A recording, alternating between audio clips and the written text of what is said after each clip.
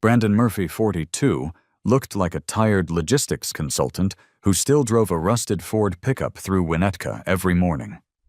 Claire's friends believed she had married beneath her. Brandon wore cheap quarter zips, drank Dunkin' coffee, and never talked about money. What nobody knew was Brandon had closed a $900 million acquisition before sunrise in downtown Chicago. When he stepped into his kitchen, divorce papers waited on the marble counter. Then he saw the attorney's name, Daniel Prescott. Brandon's hand stopped moving. Before we continue, comment your country and local time below. And if you enjoy stories about quiet power betrayal and calculated revenge, subscribe to the channel. Tomorrow's story goes even deeper. Brandon Murphy woke up every morning at 5:10 without an alarm. The house in Winnetka stayed silent at that hour. Lake Michigan winds pushed softly against the windows, while the heating vents hummed through the long, white hallways. Brandon always moved carefully.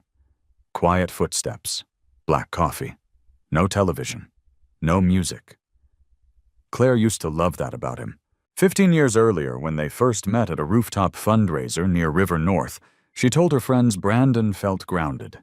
He listened more than he talked. He wore a navy blazer that didn't fit perfectly and drank bourbon slowly, while other men competed for attention around her. Back then, Claire said his calmness felt safe. Years changed the meaning of that silence. Now she called it lack of ambition. At charity events in downtown Chicago, Claire introduced him vaguely. "This is my husband, Brandon. He does consulting work, not logistics acquisitions, not infrastructure holdings, not freight analytics. Consulting work." The phrase always landed with polite smiles and immediate disinterest.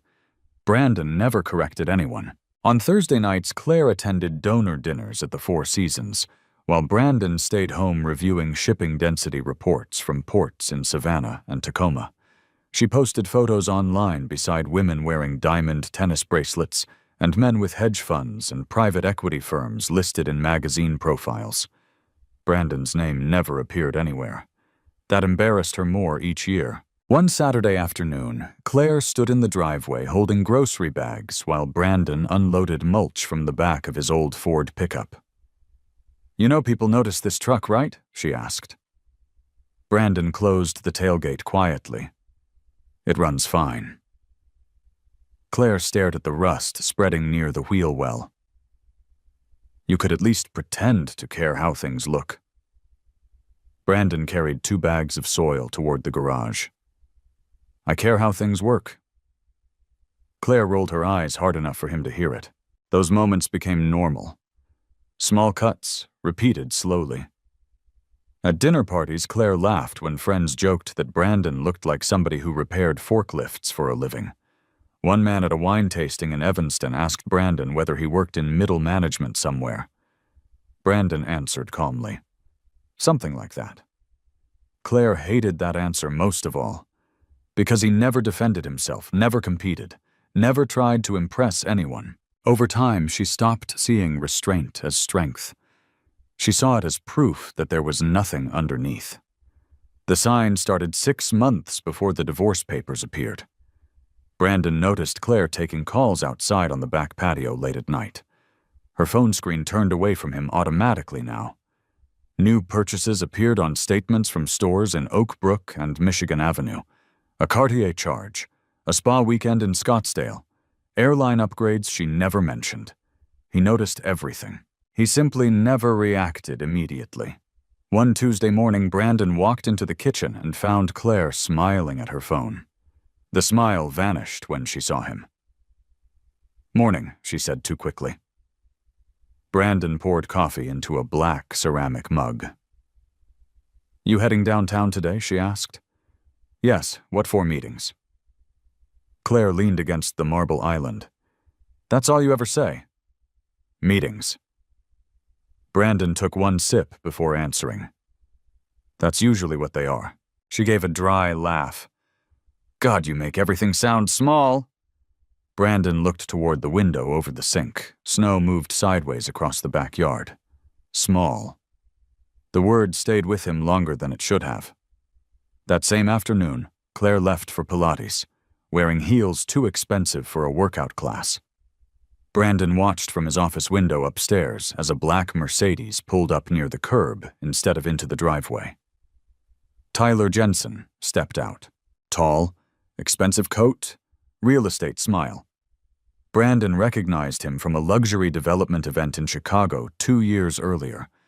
Tyler kissed Claire quickly before she entered the passenger seat. The Mercedes drove away. Brandon returned to his desk without expression. No slammed doors, no confrontation, no desperate phone calls. He opened a spreadsheet tracking freight movement through Midwestern rail corridors and continued working. At 8:40 that night, Claire came home carrying a Lululemon bag she did not leave with. "You're still awake?" she asked. Brandon sat in the den reading through acquisition summaries. Claire waited for questions that never came. Finally, she said Pilates ran late. Brandon turned one page. Okay. That answer unsettled her more than anger would have, because Brandon Murphy never chased people. Weeks passed. More hidden calls, more sudden outings, more tension floating quietly through the house like static electricity before a storm. Then came the morning of the divorce papers. Claire stood near the kitchen island, wearing cream-colored slacks and a camel coat. Her makeup was already done, though it wasn't even 8 yet. Brandon walked in carrying cold air from outside. The envelope waited between them.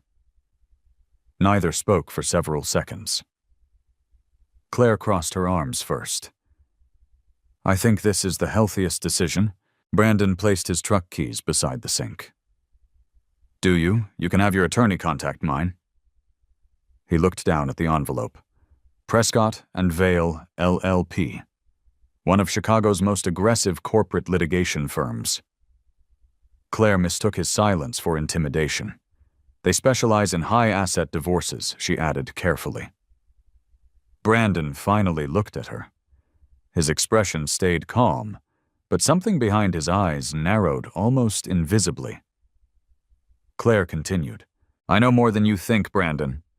He opened the packet slowly. 47 pages, emergency disclosure requests, asset investigations, claims of financial concealment, accusations of emotional manipulation. One sentence near the center of the filing caught his attention immediately.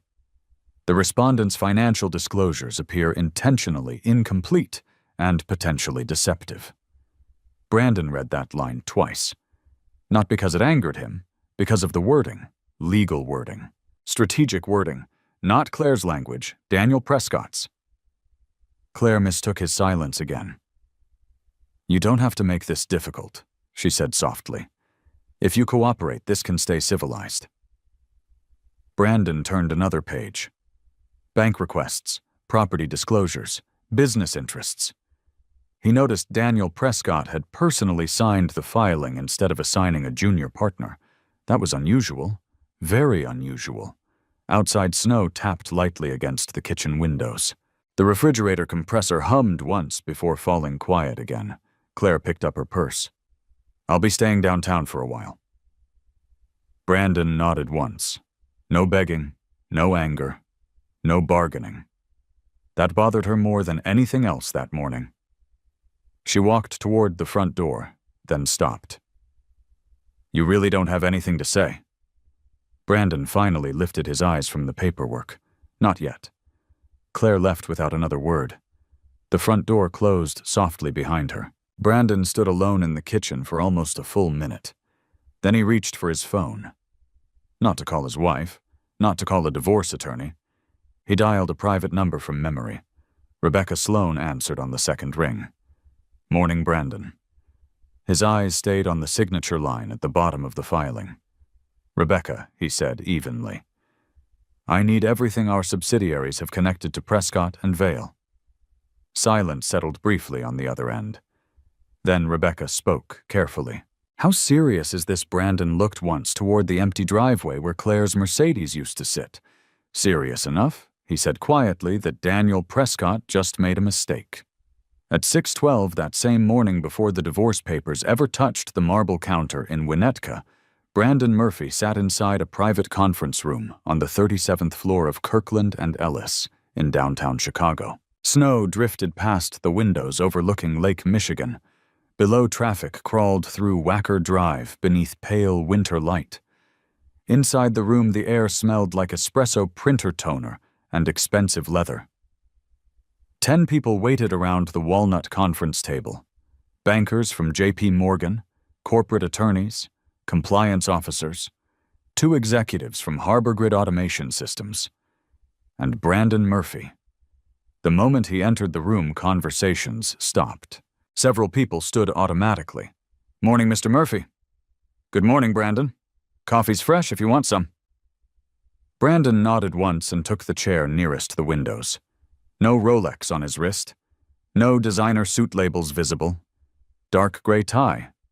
Navy overcoat folded neatly beside him. Yellow legal pad. Black ballpoint pen. One of the younger Harbor Grid executives glanced toward him with visible confusion. The man looked barely 32 and carried the polished confidence of someone raised around money. He had expected someone louder, someone who arrived with assistance, not a quiet man who looked like he drove himself to work. The executive leaned toward another attorney and whispered not quietly enough, "That's him." Brandon heard it. So did Rebecca Sloan. Rebecca sat 3 seats away, reviewing printed acquisition summaries. Mid-40s, precise posture, silver-framed glasses. She had served as Brandon's general counsel for almost 9 years and had seen this exact moment dozens of times. People underestimated Brandon in the first 5 minutes. Then they stopped. A senior banker cleared his throat. "We're ready to finalize once signatures are complete." Brandon opened the acquisition binder calmly. $900 million. Murphy Continental Holdings would officially acquire Harbor Grid Automation Systems before markets opened that morning. Harbor Grid controlled freight port automation software used in Baltimore, Savannah, Long Beach, and parts of Vancouver. Their systems tracked cargo movement through AI-assisted logistics mapping. Quiet infrastructure, invisible to most people, critical to everyone who understood shipping. The acquisition had taken 11 months. Brandon personally reviewed every stage, not emotionally, mathematically. The younger executive tried speaking first. "Before we finalize, there's still concern about timeline compression on the Norfolk integration." Brandon looked up slowly. The room quieted immediately. "What concern?" he asked. The executive straightened slightly. Operational overlap projections could create labor inefficiencies in Q3. Brandon flipped once through the binder without hurry. Then he spoke without looking at notes. "Your internal report from October estimated a 7.2% overlap under the original rail assumptions." The executive blinked. Brandon continued. "But your revised Tacoma freight numbers reduced that to 4.1 after the port congestion adjustment, unless your own analytics team changed those numbers again overnight." Silence. The executive glanced toward his CFO. No, the CFO admitted carefully. "Those numbers are still correct." Brandon nodded once. "Then the concern isn't operational inefficiency." He closed the binder softly. "It's fear of restructuring." Nobody answered. Because he was right. Brandon never raised his voice during negotiations. That made people listen harder. Another attorney shifted the conversation. "Moving to page 94, we should address the liability cap language one final time." For the next 40 minutes, contracts moved steadily across the table. Signatures, initials, amendments, quiet corrections. Brandon caught 3 errors nobody else noticed: a duplicated indemnity clause, a misaligned freight valuation appendix, one hidden percentage adjustment buried in legal language that would have cost nearly $11 million over 5 years. He corrected them without drama. By 7:04 a.m., the acquisition officially closed. One banker exhaled loudly. Another smiled with visible relief. "Congratulations, everyone," someone announced. A junior associate entered carrying champagne flutes on a silver tray. Crystal clinked softly around the room. Rebecca accepted one politely, but never drank it. Brandon didn't even touch his. The younger executive tried again, this time more respectfully. So, what's next for Murphy Continental? Brandon capped his pen carefully before answering. Integration. That was all. No victory speech, no self-congratulation, no billionaire performance. He stood, buttoned his overcoat, and shook hands efficiently around the room. The same executive who questioned him earlier extended his hand last. Honestly, the man admitted awkwardly, I didn't realize you were… You know. Brandon looked at him calmly. What? The executive hesitated. I guess I expected someone different. Brandon's expression never changed. That's usually an advantage. Then he walked out. Rebecca caught up with him near the private elevator lobby. You could at least pretend to enjoy closing a $900 million acquisition, she said. Brandon pressed the elevator button. Work isn't a birthday party. Rebecca almost smiled. Almost. The elevator doors opened with a soft chime. Inside, polished steel reflected the pale morning light across Brandon's face. Rebecca stepped in beside him, holding a thin black folder against her chest. There's something else, she said carefully. Brandon glanced toward her. Prescott and Vale submitted updated compliance invoices yesterday. His eyes narrowed slightly. That got his attention. What kind of invoices? Outside counsel retainers? Rebecca adjusted her glasses. North Coast Intermodal and Lake River Freight Systems, both Murphy Continental subsidiaries. Brandon said nothing. The elevator descended smoothly. Rebecca continued. Daniel Prescott personally approved one of them. The doors opened into the lobby. Executives crossed marble floors carrying coffees and briefcases, while security guards greeted tenants near the revolving entrance. Brandon stopped walking for the first time that morning. Snow swirled outside along LaSalle Street. Daniel Prescott, he repeated calmly. Yes. Rebecca studied him carefully now. You know him only professionally. That was technically true. Prescott and Vale, LLP, handled regulatory compliance work for several transportation subsidiaries connected to Murphy Continental Holdings, not directly under Brandon's public name. Intentionally structured layers separated him from daily visibility. But Brandon knew every major vendor tied to the company, especially law firms. Rebecca lowered her voice slightly. There's another thing. Brandon waited.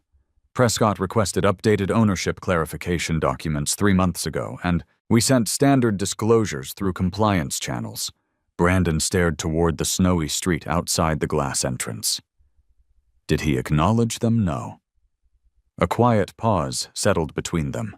Rebecca had worked with Brandon long enough to recognize when his mind started moving faster.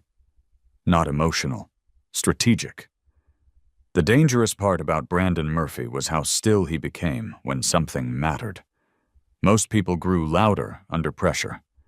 Brandon became quieter. A black Escalade pulled toward the curb outside the building entrance, waiting for one of the bankers upstairs. Drivers in dark coats stood beside idling luxury sedans, while morning commuters rushed through snow carrying umbrellas. Brandon reached into his coat pocket for his truck keys.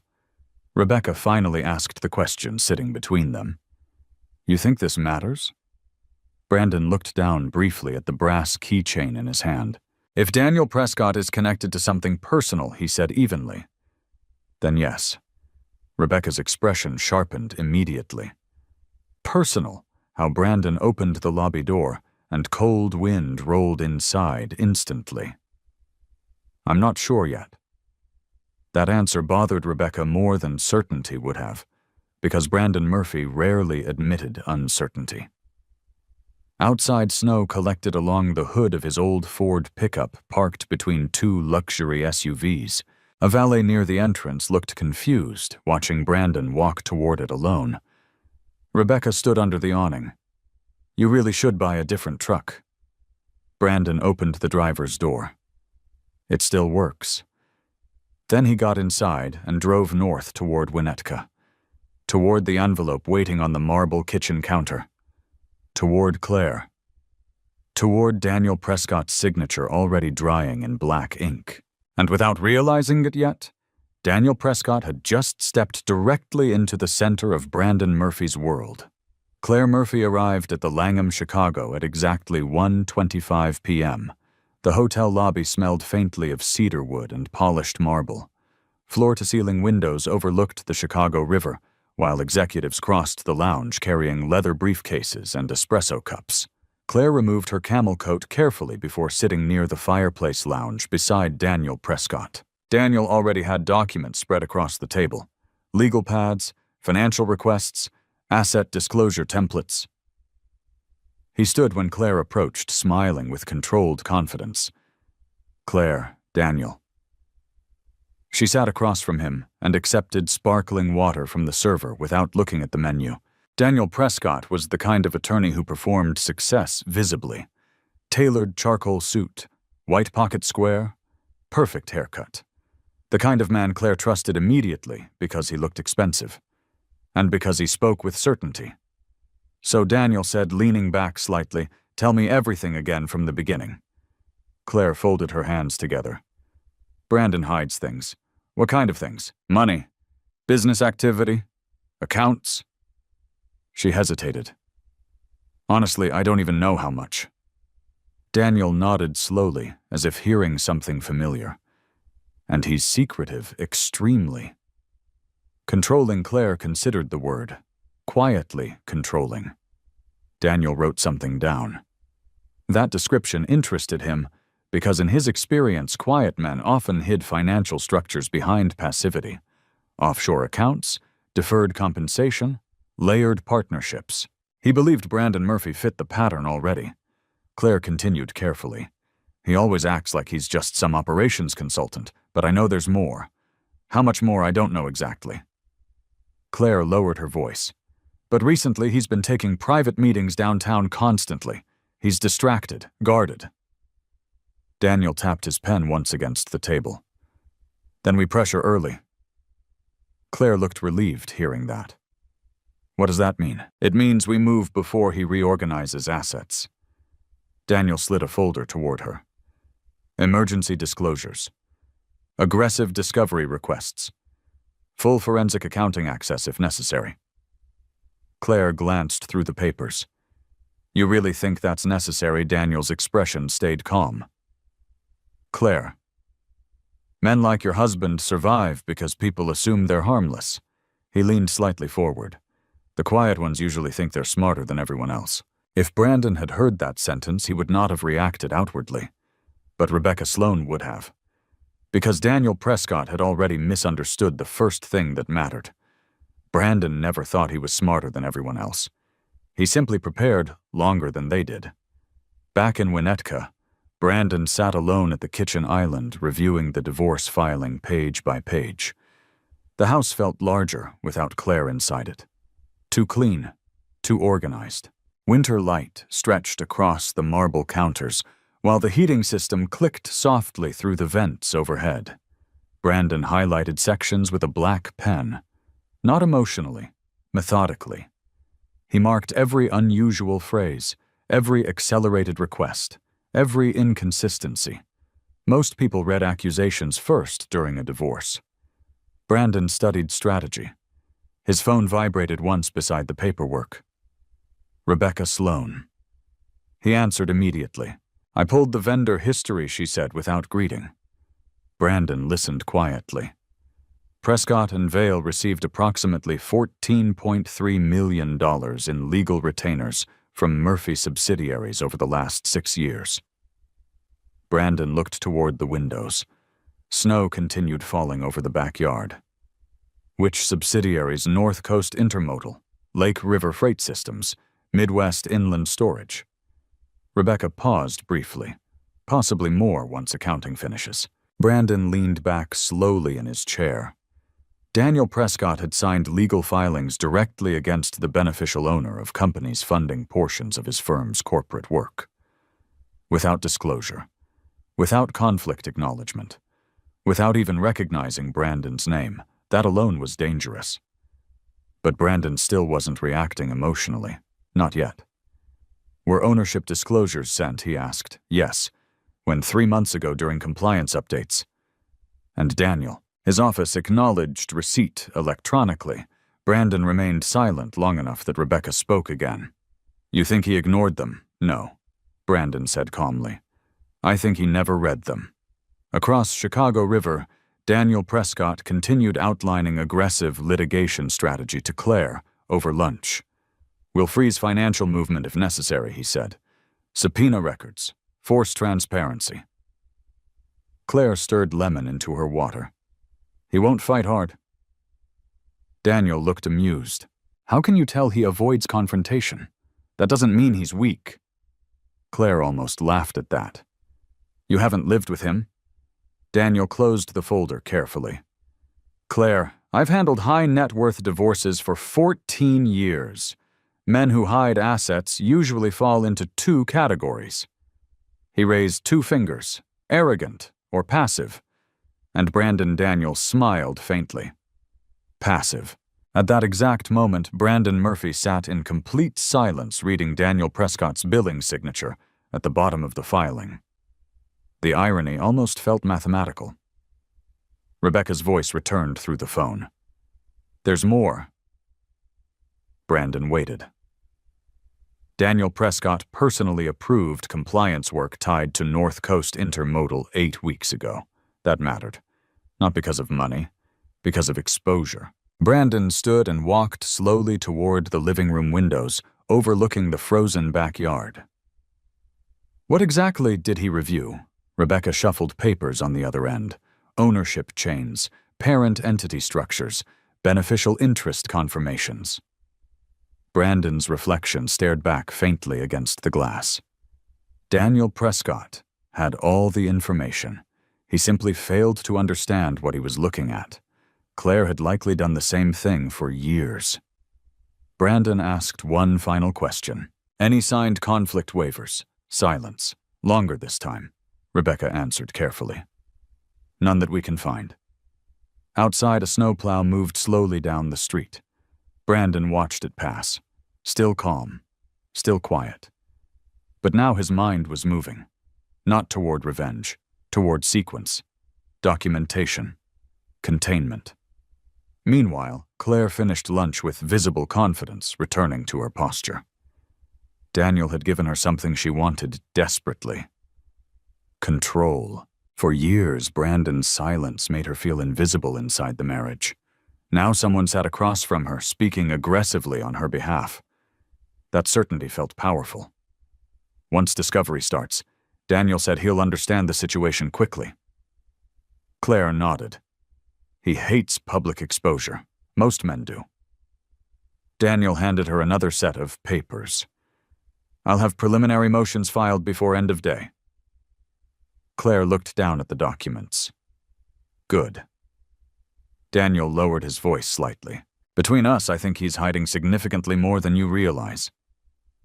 Claire's eyes sharpened immediately. You do, yes.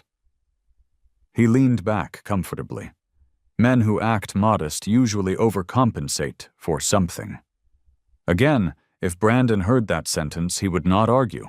He would simply remember it. Back in Winnetka, Brandon returned to the kitchen island and closed the divorce packet carefully. Then he opened his laptop.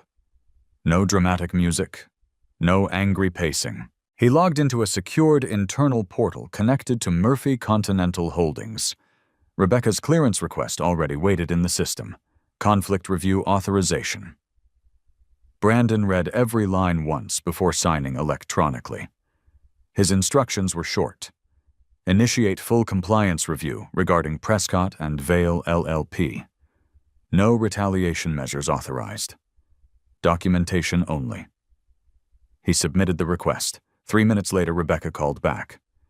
That fast, Brandon closed the laptop. We follow procedure. Rebecca hesitated. You realize what happens if compliance confirms non-disclosure, yes. And Claire Brandon's gaze drifted toward the empty side of the garage, visible through the mudroom windows. Her Mercedes was gone. So was most of the warmth from the house. She made her decision already, he said quietly. Rebecca lowered her voice. Brandon, this could become very ugly. For the first time that day, something cold passed briefly through his expression. Only for people who lied. Then he ended the call. Hundreds of miles of freight routes moved across the country that afternoon under Murphy Continental Holdings. Containers unloaded in Baltimore. Rail systems updated in Kansas City. Port software processed shipments in Tacoma. And inside a luxury hotel in Chicago, Daniel Prescott still believed he was hunting a quiet, middle-class husband hiding moderate assets. He had no idea he had just stepped into a conflict review involving one of the most private infrastructure holding companies in the Midwest. And Brandon Murphy still had not raised his voice once. Brandon Murphy learned very early that money disappeared faster when people needed others to see it. His father taught him that without meaning to.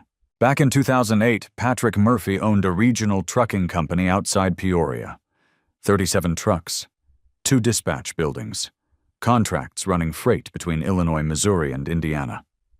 It wasn't glamorous work, but it paid well enough to keep food on tables and diesel in tanks. Then fuel prices surged. Credit tightened. Banks stopped extending patience. Brandon still remembered the smell inside the office the morning the repossession notices arrived. Burnt coffee, paper dust, cold February air leaking through old windows. His father sat behind the desk, staring at paperwork without blinking. Not angry, humiliated. 3 months later, the trucks were gone. 6 months later, Patrick Murphy died from a stroke at 58. Brandon never forgot what debt sounded like after midnight. Collection calls, silence at dinner, his mother crying in the laundry room because she thought nobody could hear her. That was when Brandon learned appearances meant absolutely nothing. The loud businessmen at country clubs lost companies just as fast as everyone else. The only people who survived were the ones who controlled infrastructure quietly. Land, movement, storage, data, systems nobody noticed until they stopped working. Brandon built Murphy Continental Holdings around that idea over 15 years. Not publicly, never publicly. He started with a struggling rail storage property outside Joliet, then inland freight yards, then shipping analytics software, then warehouse networks connected to Midwest distribution routes. Small acquisitions at first. Quiet acquisitions. No magazine interviews. No social media presence. No podcasts explaining leadership philosophy. While other executives posted photos from yachts in Miami, Brandon studied freight congestion maps at 5:00 in the morning. The holding company expanded slowly across states most people flew over without noticing. Illinois, Indiana, Ohio, Wisconsin, Nebraska. By the time Claire realized Brandon's consulting work paid unusually well, Murphy Continental already controlled logistics systems, touching billions in annual cargo movement. But Brandon never changed his habits. Same black coffee, same pickup truck, same inexpensive watches. Claire interpreted that as lack of growth. She never understood it was discipline. 3 days after the divorce filing, Brandon arrived at Murphy Continental's private operations office near Fulton Market just after sunrise. The building itself looked intentionally forgettable. Gray exterior, minimal signage, tinted windows facing an industrial rail corridor. Inside, however, the systems monitored freight movement across multiple states in real time. Digital maps glowed across wall screens, rail activity, port timing, container loads. Rebecca Sloan met him near the elevator holding 2 folders. "You slept?" she asked. "Enough?" "That's more than the compliance team." Brandon walked beside her through the corridor quietly. Employees greeted him respectfully, but without performance. No corporate theatrics followed him here. The people inside this building knew exactly who Brandon was, and unlike Claire's social circle, they understood why quiet mattered. Rebecca opened the conference room door. 3 compliance officers already sat waiting with laptops open. Beside them sat internal counsel and a senior financial auditor named Marcus Bell. Brandon took his seat at the end of the table. "Morning," Marcus said carefully. Brandon nodded once. Rebecca distributed folders. The room became silent immediately. Marcus spoke first. We completed preliminary review regarding Prescott and Vale. Findings? Marcus adjusted his glasses. Multiple subsidiaries disclosed beneficial ownership structures to the firm over the last several years. He slid several printed documents across the table. Brandon reviewed them silently. Ownership confirmations, retainer agreements, electronic receipt acknowledgments. Daniel Prescott's name appeared repeatedly. Not once, not twice, dozens. Rebecca leaned forward slightly. There's no indication the disclosures were hidden. Marcus nodded. They were transmitted directly through compliance channels. Brandon flipped another page. A signed acknowledgement from Prescott and Vale dated 11 months earlier. Daniel Prescott's electronic approval sat at the bottom. Rebecca watched Brandon carefully now. Most executives would already be furious, threatening lawsuits, demanding retaliation. Brandon simply kept reading. What about active conflict checks, he asked. Marcus answered immediately. No waiver documentation found. That mattered. A lot.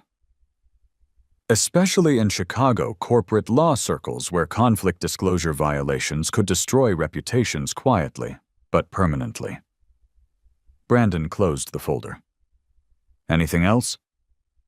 Marcus hesitated briefly. There's one unusual detail. Rebecca looked toward him. What Marcus opened another file.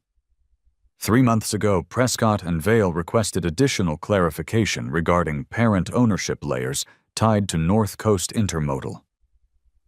Brandon's eyes narrowed slightly. And we provided them. Marcus slid another document forward. There it was again. Daniel Prescott's signature. Direct acknowledgement. Rebecca exhaled slowly through her nose. So he knew. Brandon remained still. No, he said quietly. He saw paperwork. The room stayed silent. Because there was a difference. Daniel Prescott likely never imagined the quiet husband in Claire Murphy's kitchen and the beneficial owner buried inside infrastructure disclosures were the same person. People only see what fits their assumptions. Claire assumed Brandon was small because he looked ordinary. Daniel assumed Brandon was vulnerable because he stayed calm. Both mistakes came from the same weakness. They judged visibility instead of structure. Rebecca broke the silence carefully. Compliance can escalate immediately if you want. Brandon looked toward the wall monitors tracking rail movement through Kansas City. No. Marcus blinked once. No, not yet. Rebecca understood before anyone else did. Brandon wasn't protecting Daniel Prescott. He was protecting procedure. If this turned personal too early, the legal value weakened. Documentation mattered more than emotion. Always. Brandon stood and walked slowly toward the coffee station near the windows. Freight trains moved beyond the rail yard outside, steel wheels grinding across frozen tracks. Marcus lowered his voice toward Rebecca. How calm is he going to stay? Rebecca watched Brandon pour black coffee into a plain ceramic mug. You're misunderstanding something, she said quietly. Marcus frowned slightly. What he is calm. Across town, Claire sat inside a luxury salon on Michigan Avenue, while 2 women discussed Aspen vacation homes nearby. She scrolled through text messages from Tyler Jensen beneath the styling cape. Dinner tonight. Claire smiled faintly. Tyler represented everything Brandon did not. Confident, polished, visible. Tyler wore Italian coats and drove a black Range Rover with white leather seats. He knew restaurant owners by first name and tipped valets like an audience was watching. Next to Brandon's silence, Tyler felt exciting. Simple. Easy to understand. Claire typed back quickly. Yes. Need distraction badly. Meanwhile, Brandon stood in front of the operations center windows thinking about his father. Patrick Murphy used to say something during hard winters. The loud guys go broke first. At 14 years old, Brandon thought it sounded bitter. At 42, he understood it perfectly. Rebecca approached beside him holding another file. "There's one more thing you should see." Brandon took the folder without speaking. Inside sat billing summaries tied to Prescott and Vale. Millions in corporate retainers, compliance advisories, regulatory reviews. Daniel Prescott had unknowingly built part of his own legal career on Murphy Continental money. Rebecca spoke carefully. "If this becomes public, it won't." Brandon interrupted calmly. She studied him. "You sure yes?" Why Brandon closed the file. "Because I'm not trying to destroy him." Rebecca's expression tightened slightly. "Most people would." Brandon stared out at the moving freight lines below. Most people react too fast. That was true in business, true in logistics, true in war. The people who survived longest controlled timing, not volume. Marcus approached cautiously from the conference room doorway. "There's something else compliance uncovered." Brandon turned. What Marcus hesitated. Some financial transfers connected to Claire Murphy are beginning to look unusual. Rebecca's eyes sharpened immediately. What kind of transfers? Marcus opened another folder. Shell LLC activity. Brandon said nothing. But for the first time that morning, the room temperature seemed to drop slightly around him. Marcus continued carefully. "The timing started about 4 months ago." Brandon walked back toward the conference table slowly. How much? Marcus looked down at the documents. "Enough that I think this divorce may have started long before the filing. Maple and Ash was loud in the controlled way expensive restaurants always were. Low music, crystal glasses, steak smoke drifting through dim amber lighting. Men in tailored jackets leaned over private conversations, while servers moved between tables carrying seafood towers and bottles of Napa Cabernet worth more than most monthly rent payments.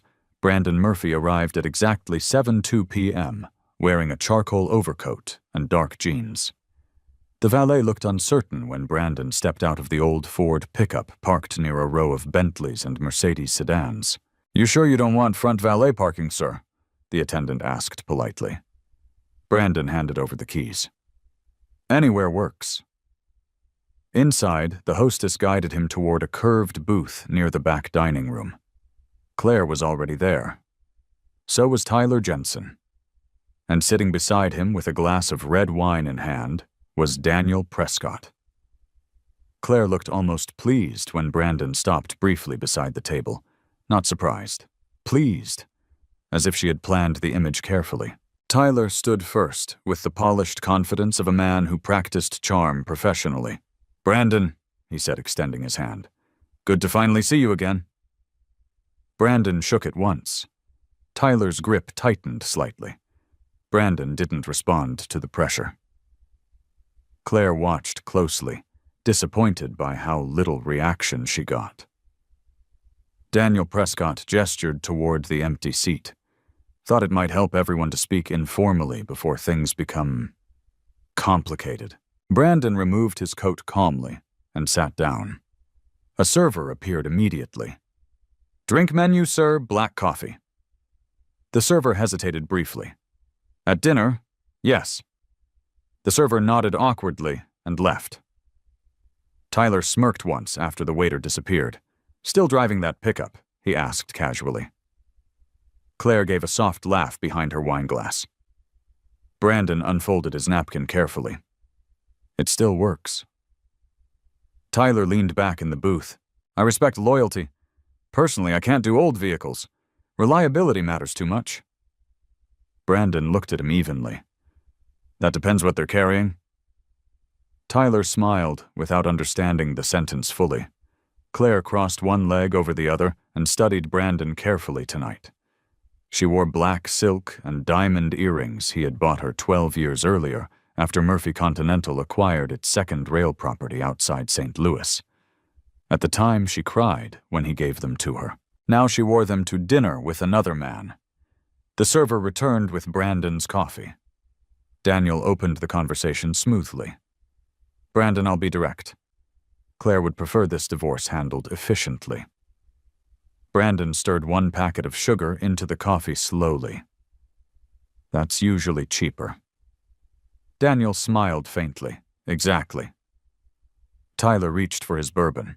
We're all adults here. Brandon glanced briefly toward him. Tyler mistook silence for invitation and continued talking. You know, honestly, this kind of thing happens all the time in Chicago. He shrugged casually.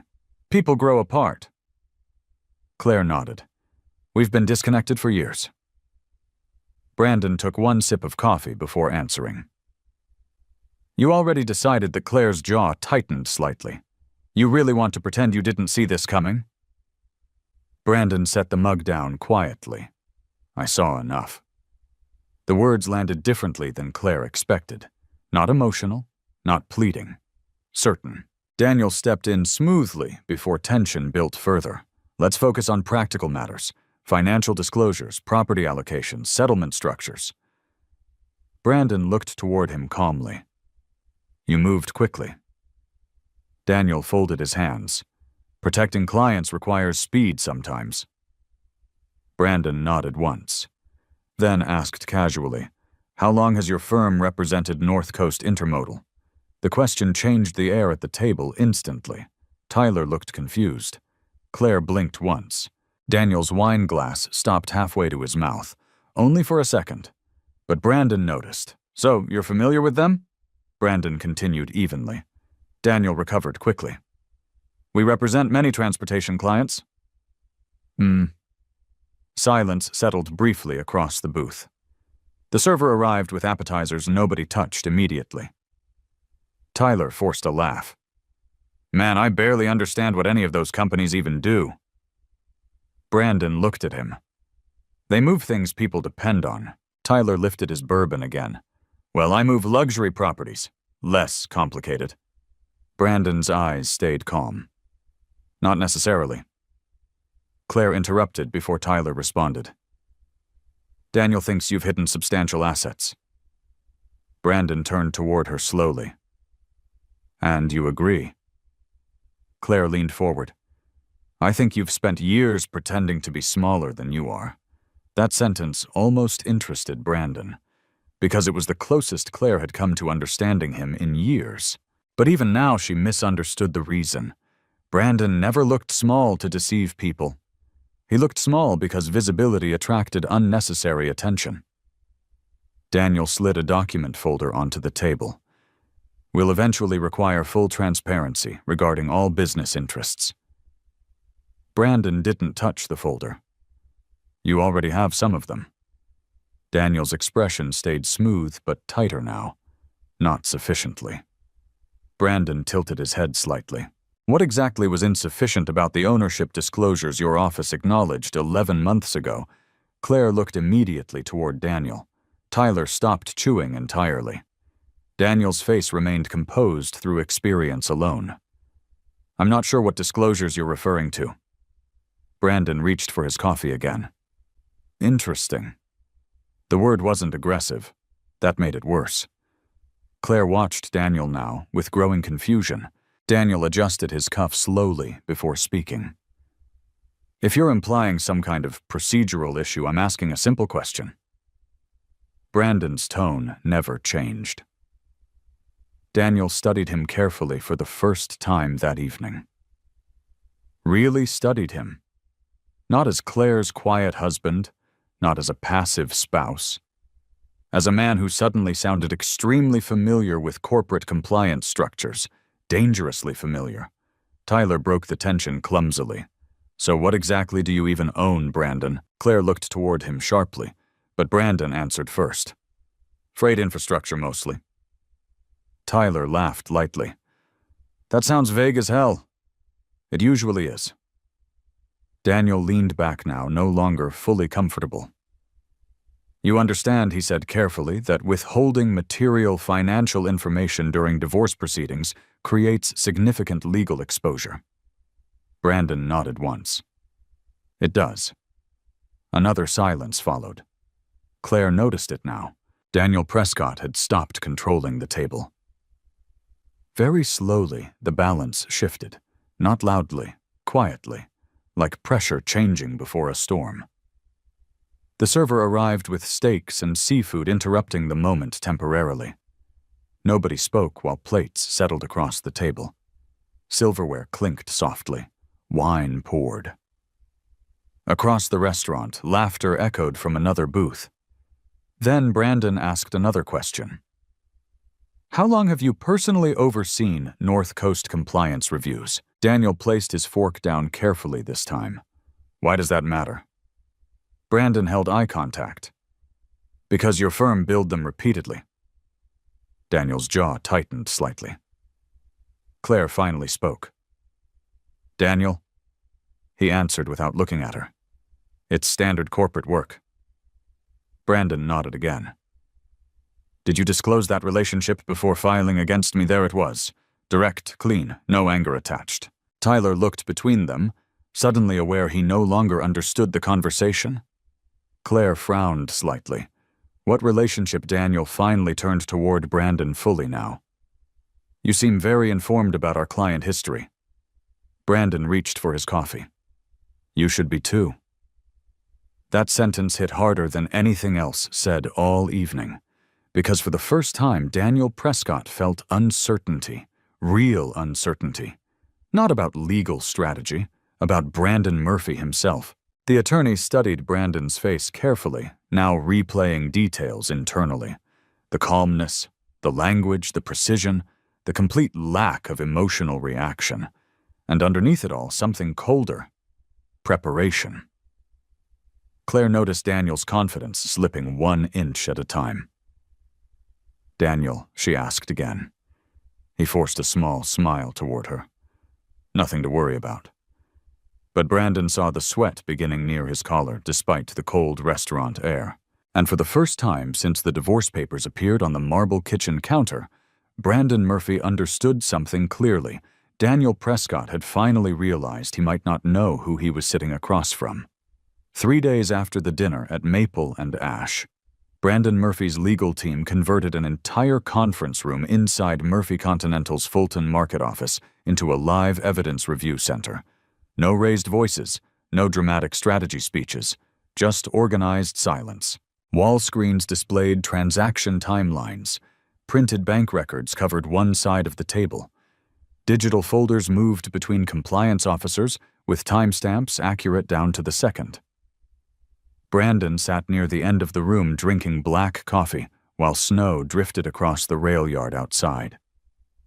Rebecca Sloan entered, carrying another stack of documents. We finished tracing the shell company activity. Brandon looked up once. Show me. Rebecca connected her laptop to the main display screen. The company appeared immediately. Avery Interior Concepts, LLC. Registered 4 months earlier through a small office address in Naperville. Claire Murphy listed nowhere publicly. But the ownership chain connected quietly through layered filings and tax registrations. Rebecca zoomed in on the payment history. 38 transfers, she said, all routed through accounts tied to Tyler Jensen. Brandon remained expressionless. How much totaled? Just under $800,000. One compliance officer spoke carefully from across the room. Most invoices were categorized as luxury staging consultations for commercial developments. Brandon looked toward him. They weren't real. No. Rebecca clicked another folder open.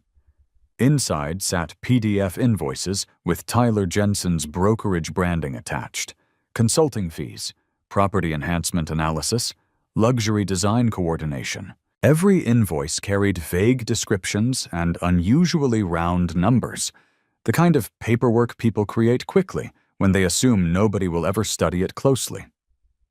Brandon studied the dates instead. That interested him more.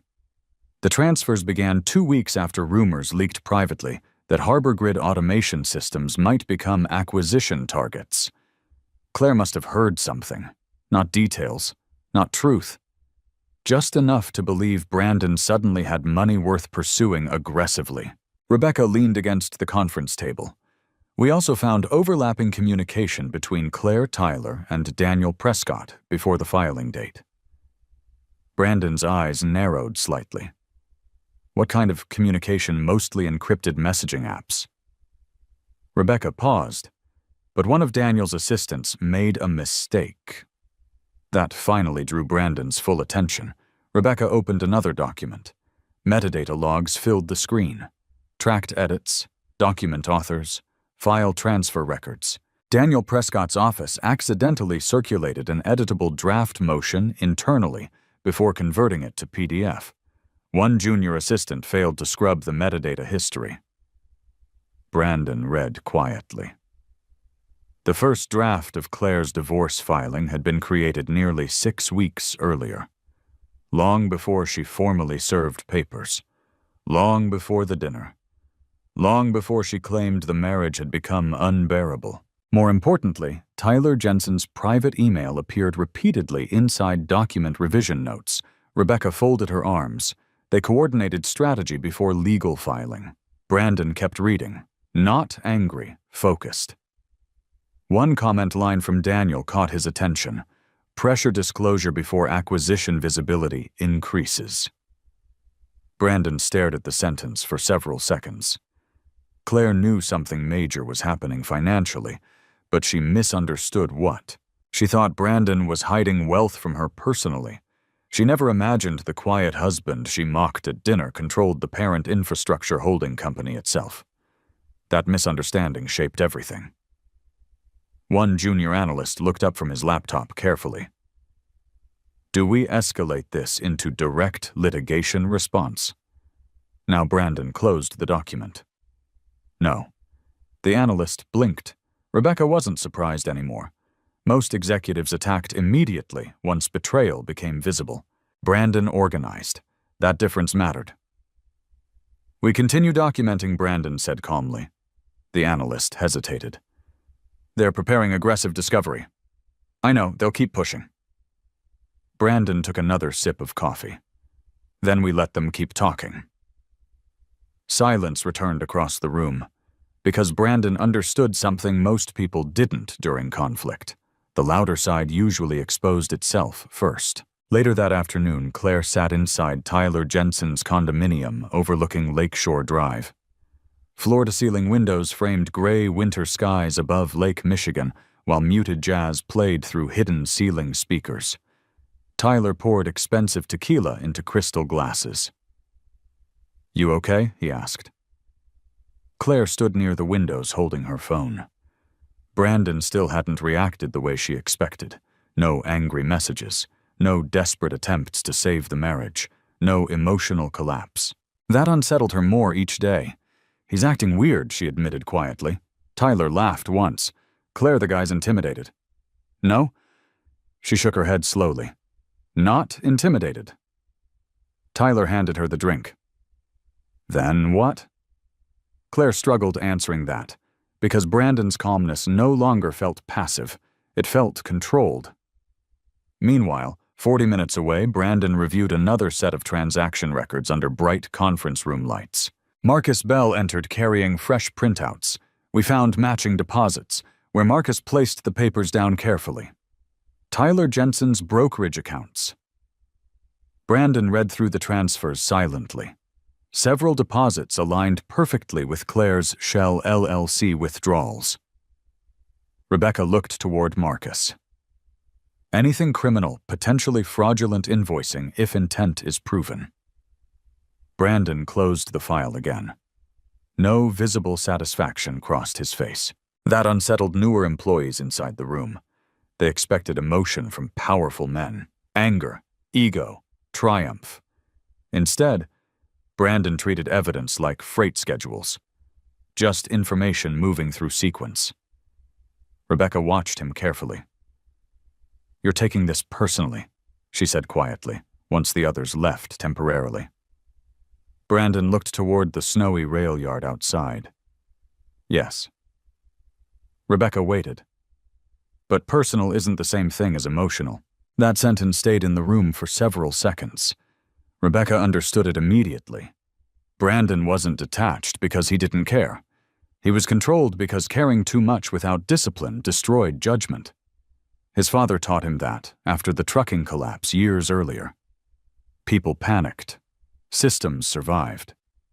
At 7:14 p.m., Rebecca received another notification on her laptop. She opened it quickly, then frowned. Rebecca turned the screen toward Brandon. Hotel security approved the footage request. Brandon looked at the confirmation email silently. 3 weeks earlier, Claire told him she attended a charity planning dinner downtown, but Tyler Jensen's parking records placed him at the Peninsula Hotel the same evening. Rebecca spoke carefully. The lobby cameras still archived footage. Brandon stared at the screen, stared at the If Claire Tyler and Daniel Prescott met before filing strategy discussions formally began, it changed timing significantly. Not emotionally, legally. Conspiracy became easier to establish once coordination patterns existed. Rebecca lowered her voice slightly. You want me to review it first? Brandon shook his head once. No. You sure? Yes. Because Brandon preferred seeing truth directly. No filters, no softened explanations. Marcus returned briefly from another office. One more thing. Brandon looked toward him. We traced the original shell company registration IP address. Rebecca crossed her arms immediately, and Marcus slid another page across the table. The registration originated from inside Tyler Jensen's downtown real estate office. Not Claire's laptop. Not random third-party filing services. Tyler himself helped establish the structure. Rebecca exhaled slowly. So he wasn't just involved. Marcus nodded. He built part of it. Brandon looked down at the page quietly. Outside, freight trains moved beneath darkening Chicago skies, while snow collected across unused rail tracks. Millions of dollars in cargo crossed the country through systems Brandon controlled silently. And somewhere downtown, Claire Murphy still believed she was divorcing a quiet consultant who finally got caught hiding money. She still didn't understand the scale of the mistake unfolding around her. Brandon leaned back slowly in his chair. Tomorrow morning, he said calmly, I want every communication timeline organized chronologically. Rebecca nodded once. And the hotel footage. Brandon's eyes settled on the confirmation email again. We watch that tonight. The room fell silent, because everyone inside suddenly understood the same thing. Whatever appeared on those hotel cameras would likely determine how far this situation truly went. And Brandon Murphy was finally about to see what his wife had been building behind his back long before the divorce papers ever touched the marble kitchen counter. The security footage arrived at 8:43 p.m. Rebecca Sloan dimmed the conference room lights while Marcus connected the encrypted hotel files to the main display screen. Outside the windows, Chicago's freight district glowed under industrial floodlights and falling snow. Nobody spoke when the video started. The footage came from the Peninsula Chicago lobby. Timestamp 6 weeks before the divorce filing. Brandon sat motionless near the end of the table, black coffee untouched beside him. The camera angle overlooked the main entrance and reception lounge. Hotel guests crossed polished marble floors, dragging luggage while valets opened doors against freezing wind outside. Then Claire appeared, cream-colored coat, hair tied back, phone in hand. She entered through the revolving doors at 7:18 p.m. and immediately scanned the lobby. Tyler Jensen walked in less than 2 minutes later. Marcus paused briefly. That tying alone matters, he said quietly. Brandon nodded once. Keep playing. Tyler approached Claire casually, but not casually enough. He kissed her cheek quickly before guiding her toward the private seating area near the elevators. Then Daniel Prescott entered the frame. Exactly 7 minutes later, dark overcoat, leather briefcase, moving fast. Rebecca folded her arms tightly. There it is. Daniel greeted Tyler first, not Claire. That detail mattered too. The three sat together immediately. No hesitation, no surprise. No accidental meeting. Planned. Brandon watched without expression as Daniel opened a folder across the table. Claire leaned forward. Tyler spoke repeatedly with visible energy, while Daniel pointed at paperwork. Marcus slowed the footage. Look here. Daniel turned one page around toward Claire. Though the camera had no audio, Several visible words appeared briefly across the document header. Asset Disclosure Strategy. Rebecca stared at the screen silently. Tyler pointed toward something else inside the folder while Claire nodded. Brandon remained completely still. That silence inside him felt heavier now. Not because Claire betrayed him. That part no longer surprised him. What settled deeper was calculation, timing, preparation. 6 weeks. Claire had already been planning legal pressure while still eating dinner across from him every night.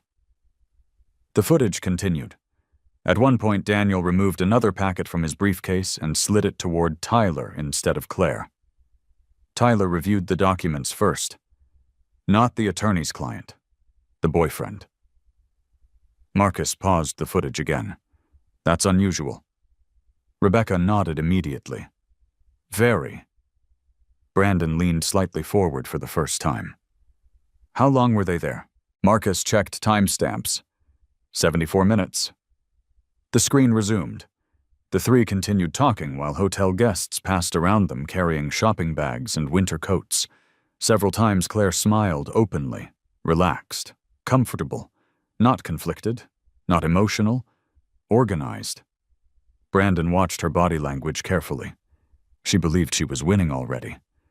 That confidence explained everything afterward. The sudden aggression in the filings, the emergency motions, the pressure tactics. Claire thought Brandon was trapped before he even understood the game.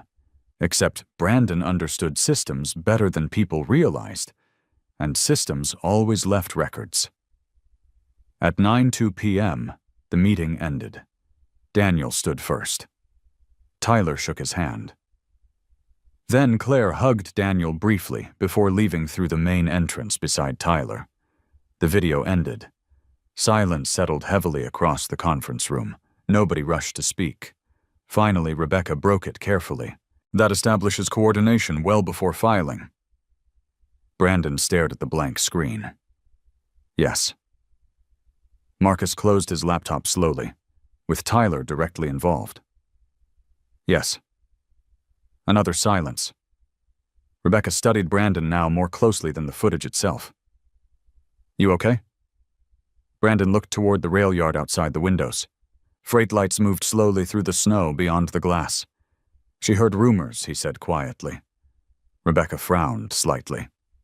What? She knew something financial was happening. Marcus looked confused. You think that's why this accelerated? Brandon nodded once. The Harbor Grid acquisition rumor started leaking privately around then. Rebecca understood immediately. Claire believed Brandon was suddenly hiding wealth. But she still misunderstood the structure entirely. She thought Brandon became rich recently. She didn't realize he already controlled the infrastructure financing the acquisition itself. That difference was massive. Marcus sat down slowly. So what now? Brandon finally reached for his coffee, cold now. He drank it anyway. We proceed carefully. Rebecca almost sounded frustrated. Brandon, this footage is devastating. Not yet. Marcus blinked. What do you mean, not yet? Brandon looked toward the paused image still frozen faintly on the monitor. Evidence matters when sequence is complete. That was how he built Murphy Continental. Never reacting to single movements, watching patterns first. Rebecca walked toward the windows slowly. You realize most people would already be threatening lawsuits. Brandon's eyes stayed on the screen. That's why most people lose control. At that exact moment, Claire sat inside Tyler Jensen's condominium downtown, watching city lights shimmer over Lake Michigan. Tyler poured another drink. You're overthinking him, he said. Claire stood near the kitchen counter staring at her phone. Brandon still hadn't exploded. No emotional messages, no public scenes, no pressure, nothing. That silence was becoming harder to interpret. He knows something, Claire said quietly. Tyler laughed once. He knows he's losing, no. She shook her head. That's not it. Tyler walked toward her confidently. Claire Daniel has this under control. She wanted to believe that. But something from the dinner at Maple and Ash stayed with her. The moment Brandon asked Daniel about North Coast Intermodal. The way Daniel froze. Only briefly, but long enough. Back at Murphy Continental headquarters, Rebecca reopened the transaction timeline on the screen. The Shell LLC transfers begin 9 days after this hotel meeting. Marcus added another detail, and Tyler's brokerage invoices increase immediately afterward. Brandon nodded once. Build a complete chronology. Rebecca typed notes quickly. You want Caroline Whitaker involved, yet Brandon considered the question carefully. Caroline Whitaker was different from most litigators in Chicago. Precise. Cold under pressure. Impossible to rattle once prepared. Yes, Brandon said finally. Rebecca looked relieved. Good. Marcus glanced between them. She's that good. Rebecca almost smiled. Caroline doesn't lose control in court. Neither did Brandon. That similarity mattered. An hour later, Brandon stood alone inside his office overlooking the freight district. Most employees had gone home.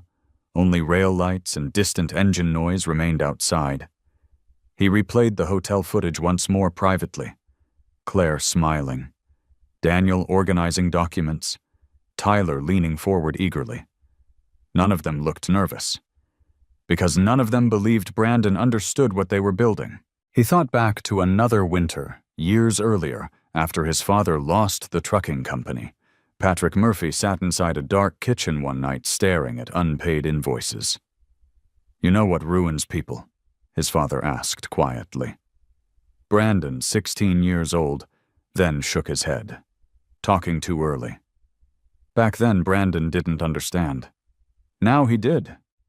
People exposed themselves when they felt safe.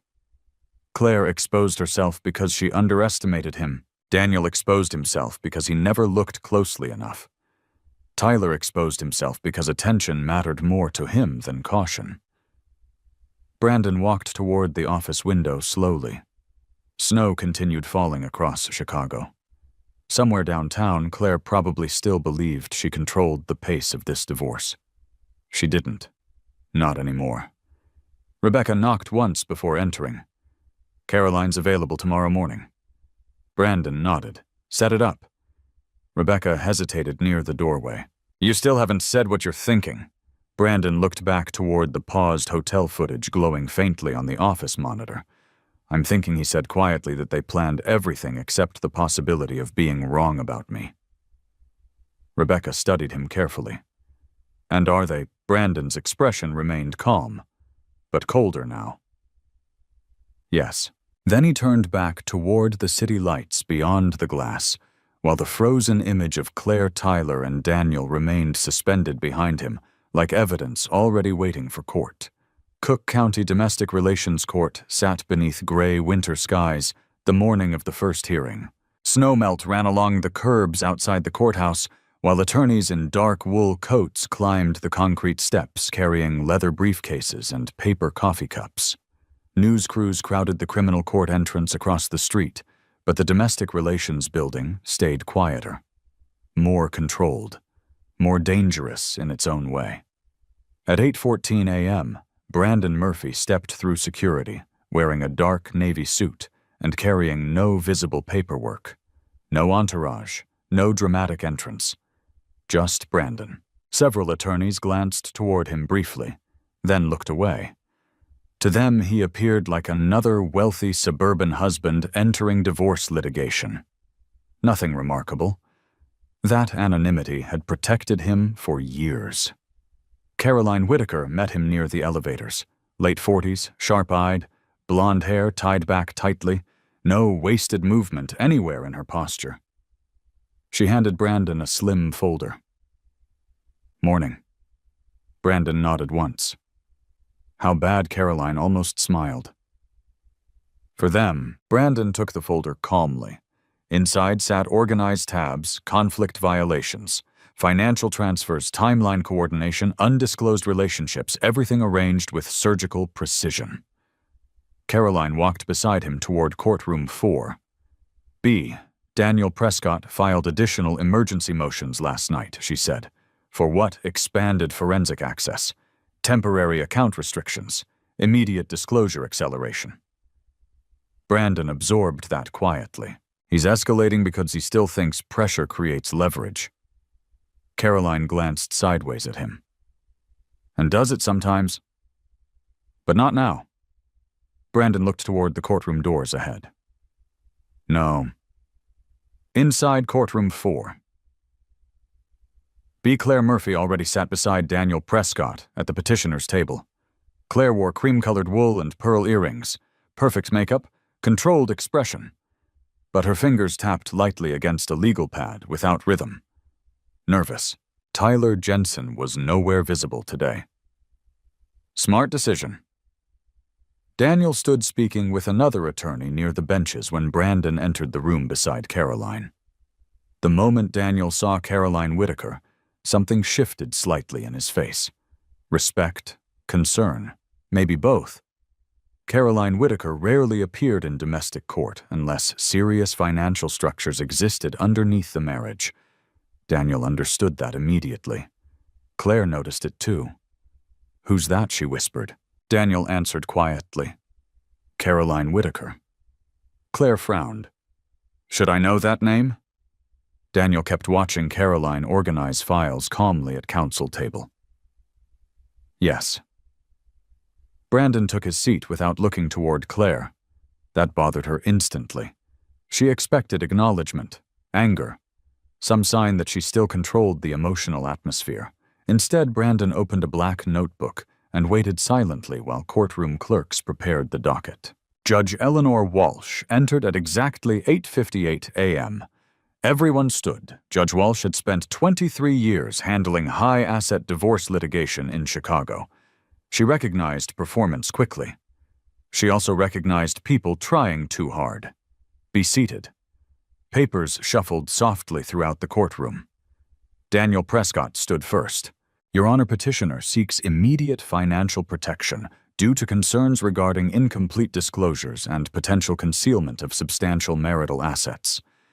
His tone sounded polished, controlled, persuasive. Claire sat beside him with carefully measured sadness visible across her face. Daniel continued. "The respondent maintains unusually opaque business structures while refusing full transparency regarding holdings, income streams, and acquisition activity." Judge Walsh glanced toward Brandon briefly. No reaction. Daniel pressed forward confidently. "We believe immediate forensic access is necessary before further financial movement occurs." He handed documents toward the clerk. "Additionally, we request temporary restrictions preventing offshore transfers or corporate restructuring." Offshore transfers. Caroline almost looked amused hearing that. Brandon remained motionless. Judge Walsh turned slightly. "Counsel for respondent." Caroline stood smoothly. "Your Honor, before addressing petitioner's requests, respondent requests clarification regarding undisclosed conflicts potentially impacting counsel's participation in this matter." Daniel's expression tightened immediately. Very slightly, but enough. Judge Walsh noticed. What kind of conflicts? Miss Whitaker? Caroline opened her folder carefully. "Potentially material financial relationships between Prescott and Vale LLP and multiple entities beneficially owned by my client." Silence settled instantly across the courtroom. Claire looked toward Daniel sharply. He remained standing, but less comfortably now. Judge Walsh adjusted her glasses. "Explain." Caroline's voice never changed pace. Over the last 6 years, Prescott and Vale received approximately $14 million in retained corporate legal work tied to Murphy Continental subsidiaries. Daniel spoke immediately. "Your Honor, those were unrelated compliance matters." Caroline continued calmly over him, without disclosed conflict waivers. That sentence landed harder. Judge Walsh looked directly at Daniel now. "Is that accurate, Mr. Prescott?" For the first time since entering the courtroom, Daniel hesitated. Only briefly. But hesitation inside a courtroom mattered, especially before a judge like Eleanor Walsh. "We represent numerous transportation sector clients," Daniel answered carefully. That wasn't my question, Judge Walsh replied. The courtroom became very quiet. Caroline stepped forward slightly.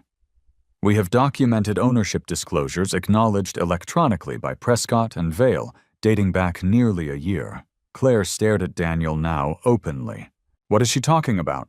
She whispered. Daniel didn't answer immediately. That silence frightened her more than words. Caroline submitted a sealed folder to the clerk. Your Honor, respondent requests these documents remain temporarily under seal pending formal review. Judge Walsh reviewed the first pages silently. Her expression changed slowly. Not dramatic. Worse, serious. She turned another page, then another. Finally, she looked directly at Daniel Prescott. Counselor, were these relationships disclosed to your client before initiating litigation? The room stopped moving. Even the court reporter paused briefly before continuing to type. Daniel's jaw tightened. We did not believe those matters constituted direct conflict. Caroline responded instantly. Because counsel failed to properly review beneficial ownership structures already disclosed to the firm. Daniel turned sharply toward her. That is speculation. No, Caroline said calmly. That is documentation. Claire looked between them now, confusion turning into visible alarm. Beneficial ownership? Murphy Continental? Corporate retainers? The words connected slowly inside her mind. Too slowly. Judge Walsh continued reviewing documents in silence while snow fell outside the courtroom windows. Brandon sat perfectly still beside Caroline. No satisfaction visible, no revenge. That calmness unsettled Claire deeply now, because for the first time since filing for divorce, she realized Brandon was not surprised by any of this. He had been waiting. Judge Walsh finally spoke again. Mr. Prescott, why exactly did your office acknowledge these ownership disclosures if no conflict review occurred afterward? Daniel's confidence cracked slightly then. Tiny, but visible. We process substantial compliance volume, Your Honor. Wrong answer. Judge Walsh leaned back slowly. That concerns me more, not less.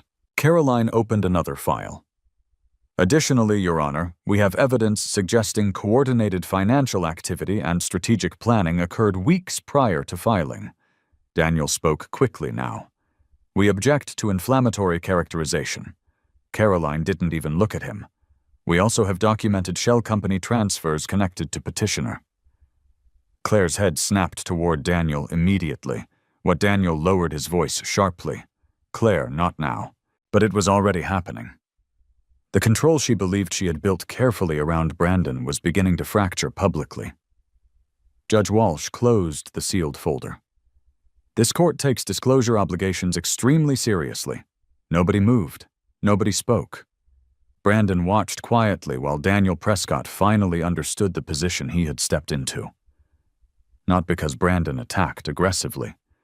Because evidence moved cleaner than emotion ever could. Judge Walsh looked toward both counsel tables. I am temporarily pausing petitioner's emergency requests pending conflict review and supplemental financial examination. Claire looked stunned. Daniel tried recovering immediately. Your Honor, surely we can still proceed regarding disclosure acceleration, Judge Walsh interrupted him coldly. Not until I understand whether your firm entered this litigation appropriately. Another silence hit the courtroom. Heavy now. Permanent feeling. Claire slowly turned toward Brandon. For years, she believed his silence meant weakness. Today, sitting 10 feet away inside a Chicago courtroom, she began realizing something far more dangerous. Brandon Murphy stayed quiet because he prepared before speaking. And suddenly, she no longer understood how much he already knew. The silence after Judge Eleanor Walsh's question lasted less than 5 seconds. But inside courtroom 4B, it felt much longer. Daniel Prescott stood beside Claire Murphy with one hand resting against the counsel table. His posture remained controlled through experience alone, but small details betrayed him now. A tighter jaw, slower breathing, eyes recalculating instead of commanding. Judge Walsh removed her glasses carefully and looked down again at the sealed disclosure packet Caroline Whitaker had submitted moments earlier. Outside the courtroom windows, wet snow slid down gray glass toward downtown Chicago traffic below. Inside, nobody moved unnecessarily. Brandon Murphy remained seated beside Caroline with both hands folded loosely in front of him. Calm, expressionless. That calmness changed the room more than anger would have, because anger looked defensive. Brandon looked prepared. Judge Walsh spoke again. "Mr. Prescott, this court needs a very direct answer." Her voice stayed measured. "Did your firm receive ownership disclosures tied to Murphy Continental subsidiaries prior to initiating this divorce action?" Daniel chose each word carefully now. "We received standard compliance documentation from numerous transportation sector entities over several years." Judge Walsh did not blink.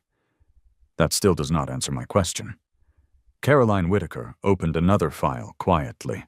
"Your Honor, respondent can provide electronic acknowledgement receipts signed directly under Mr. Prescott's authorization credentials." Daniel finally turned toward Caroline fully. "You're attempting to inflate routine compliance communication into litigation misconduct." Caroline's expression never changed. "No," she said evenly. "You did that yourself." Claire looked between them rapidly now. Murphy Continental, ownership disclosures, retainers. The phrases kept repeating in her mind without fully connecting, until one detail suddenly did. Murphy Continental. She turned slowly toward Brandon. Not consulting work, not contracts, not mid-level operations management, ownership. Something cold moved through her chest. Judge Walsh reviewed another page in silence before speaking again. "The financial volume reflected here is substantial." Caroline nodded once. "Yes, Your Honor." Daniel stepped forward quickly. With respect, these were indirect vendor relationships, not personal representation. Caroline responded immediately. Then why did petitioner's counsel fail to disclose them after identifying respondent's beneficial ownership in compliance review materials? Daniel didn't answer fast enough. That hesitation mattered again. Claire noticed it too. "Daniel," she whispered sharply. "What is she talking about?" He lowered his voice without looking at her. "Claire, relax." But she couldn't, because for the first time since filing for divorce, Claire realized she no longer understood the actual structure of Brandon's life. And worse, Daniel Prescott might not understand it either. Judge Walsh closed the folder. "This court will not proceed blindly while unresolved conflict concerns remain active." Daniel adjusted his tie slightly. "Your Honor, regardless of counsel relationships, petitioner still has legitimate concerns regarding hidden marital assets." Caroline waited one beat before responding. "And respondent has legitimate concerns regarding coordinated financial concealment by petitioner." That changed everything. Claire's head snapped toward Caroline instantly, what Daniel's expression hardened immediately. Objection. Caroline calmly slid another packet toward the clerk. "Shell company transfers tied to Avery Interior Concepts, LLC." She paused. "Connected through layered routing structures and corresponding deposits into accounts associated with Tyler Jensen." The courtroom became completely still again. Claire stared openly now. Daniel spoke faster this time.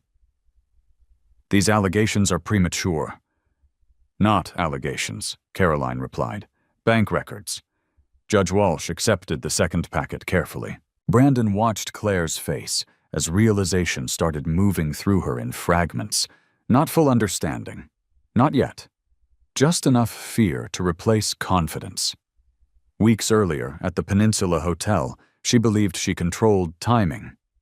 Now she sat inside a courtroom while hidden transfers appeared in sealed evidence packets before a judge. And Brandon still hadn't raised his voice once.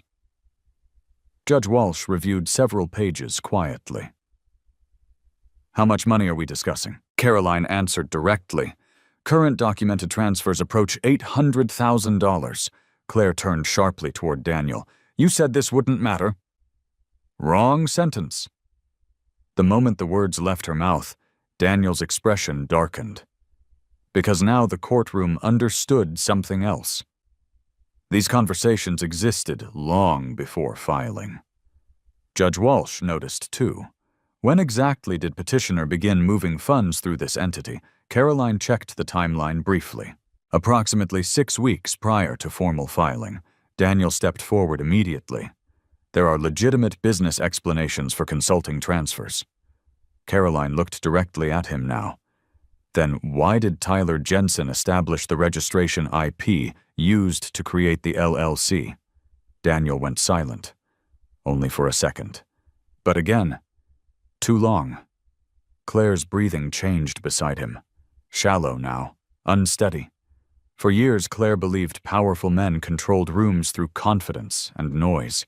But Brandon Murphy was dismantling her entire case without interrupting anyone, without insults, without performances, just sequence, documents, timing.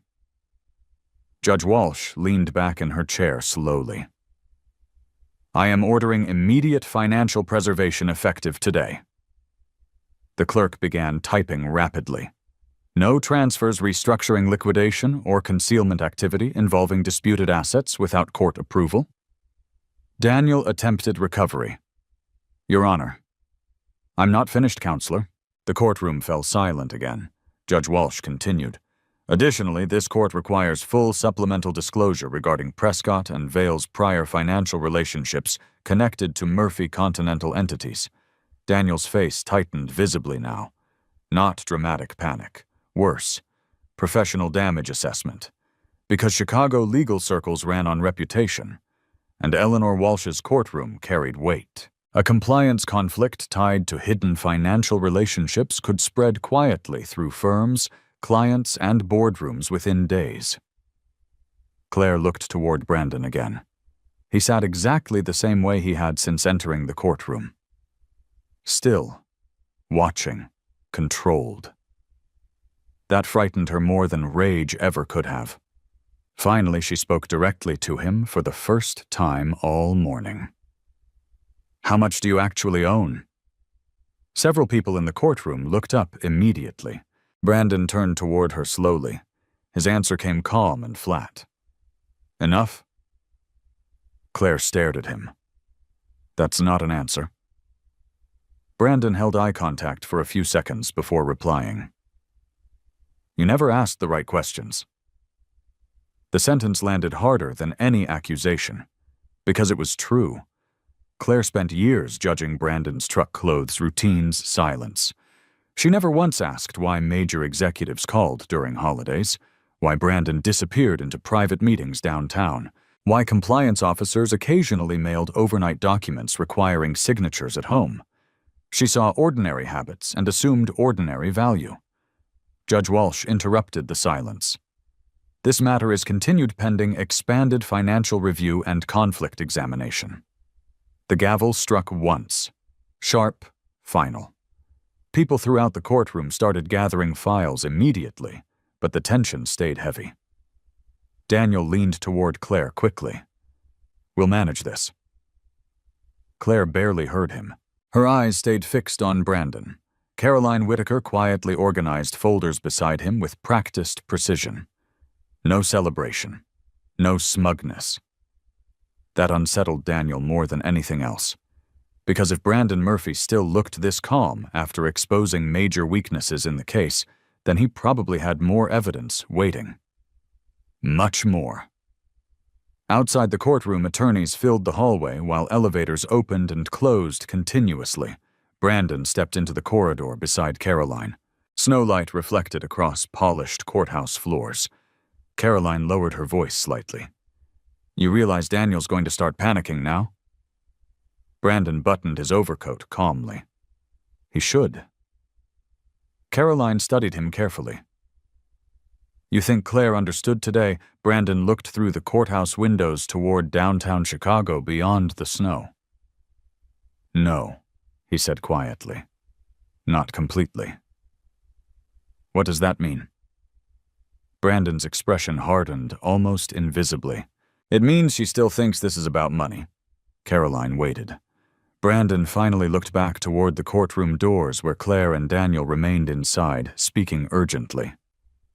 It stopped being about money, he said calmly the moment they started lying.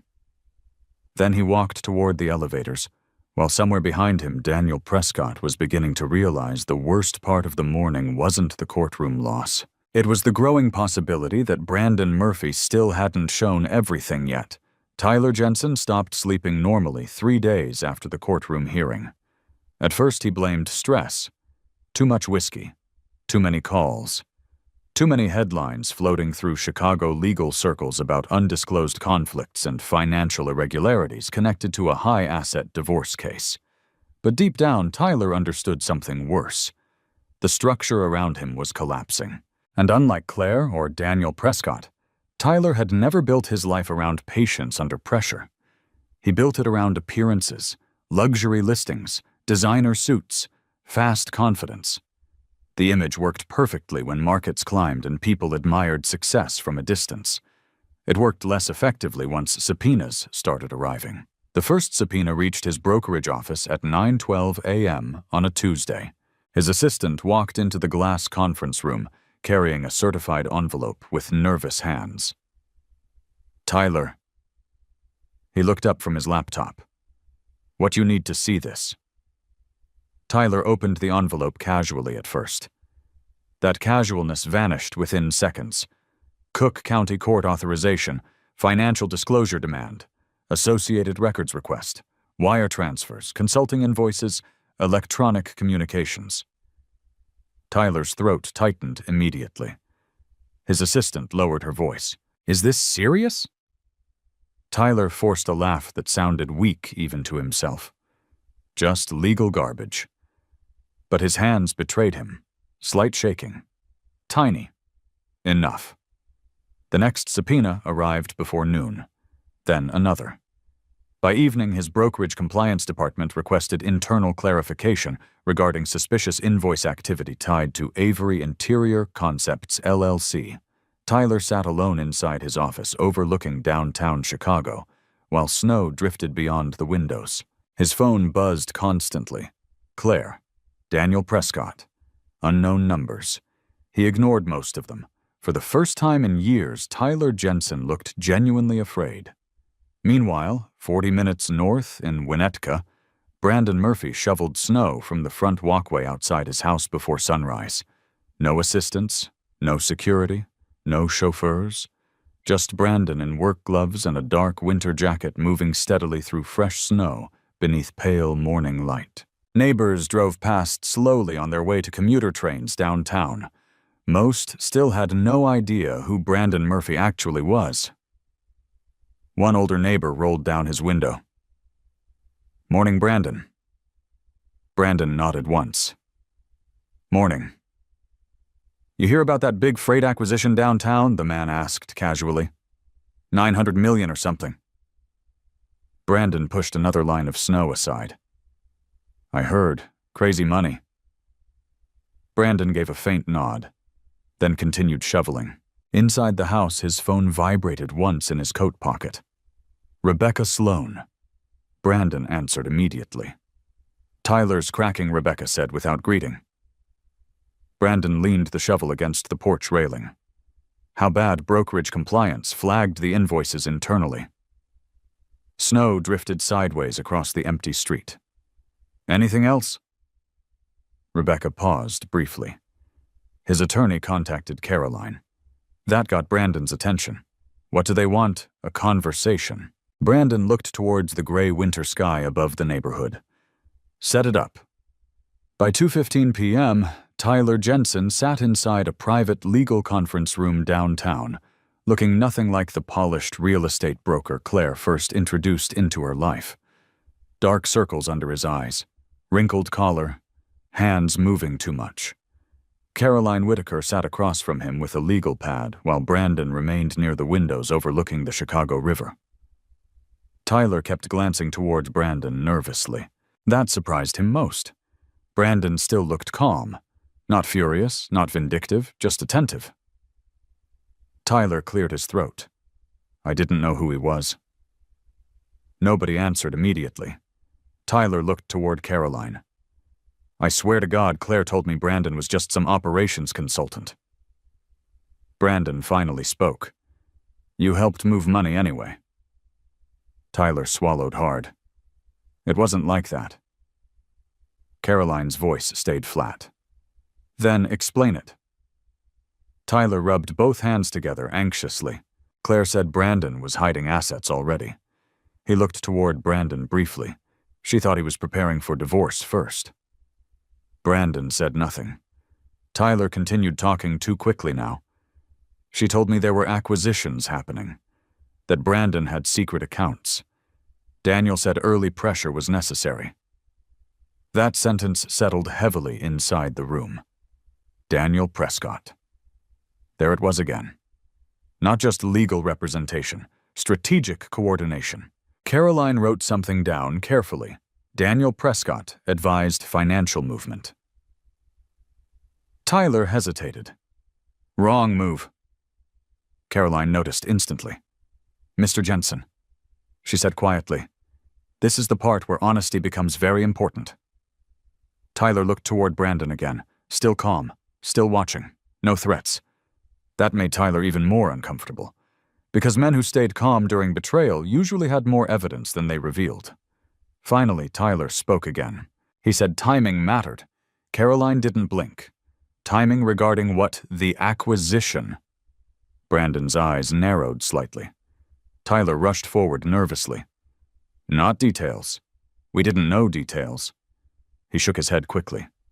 Just rumors. Claire thought Brandon was suddenly worth way more than he admitted. Caroline folded her hands together. So you created shell invoices before filing? Tyler exhaled hard. Yes. The word barely came out. Silence filled the room afterward. Not dramatic silence. Heavy silence. Tyler stared down at the conference table. I never thought this would go this far.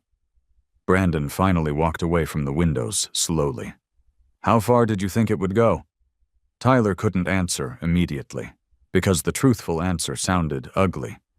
He thought Brandon Murphy was weak, quiet, easy to pressure, easy to manipulate through public legal aggression. Tyler looked up finally. Claire said, "You never fight." Brandon stopped near the edge of the table. Snowlight reflected faintly across the glass buildings outside behind him. That's not the same thing as not preparing. Tyler looked away first. Caroline opened another folder. We already have the bank records. Tyler nodded weakly. I know. The metadata. Another nod. The hotel footage. Tyler closed his eyes briefly. Yeah. Caroline leaned slightly forward. Then understand something clearly. Her voice remained calm. The difference between cooperation and obstruction gets measured very carefully from this point forward. Tyler looked toward Brandon again. What happens if I cooperate? Brandon answered himself this time. The truth moves faster. Tyler stared at him uncertainly. That's it. Brandon's expression remained unreadable.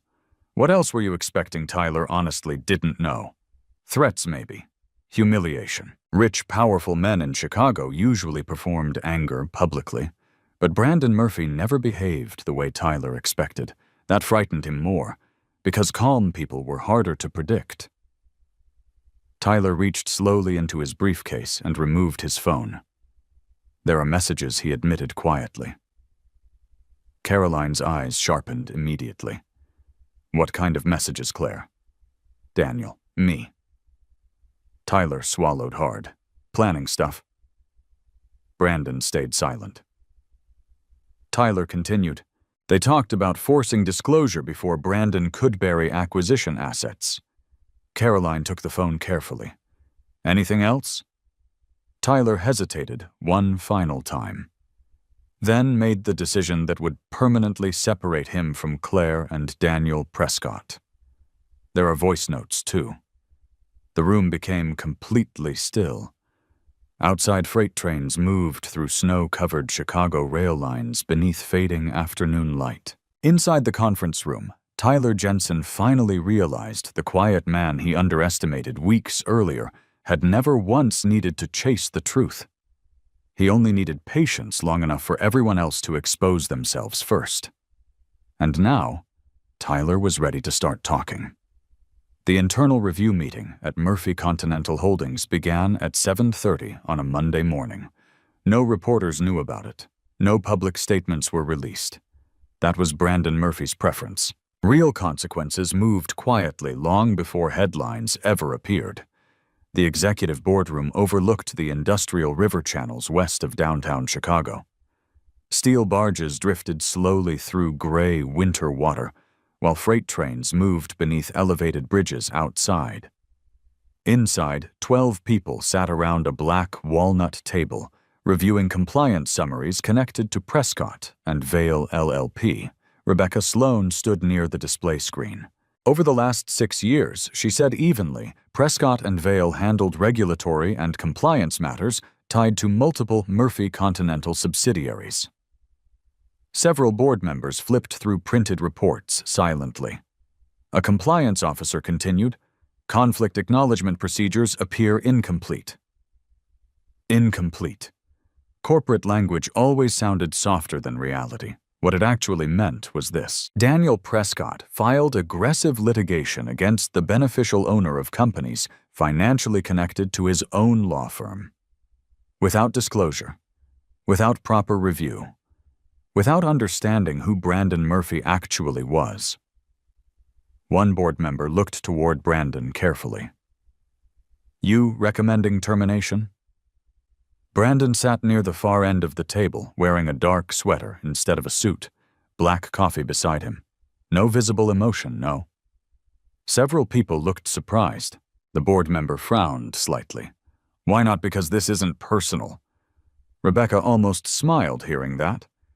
Most people in Brandon's position would already be burning contracts to the ground out of anger. Brandon treated systems differently. Emotion contaminated judgment. Procedure protected it. He folded his hands calmly. We follow compliance recommendations only. The room became quiet again.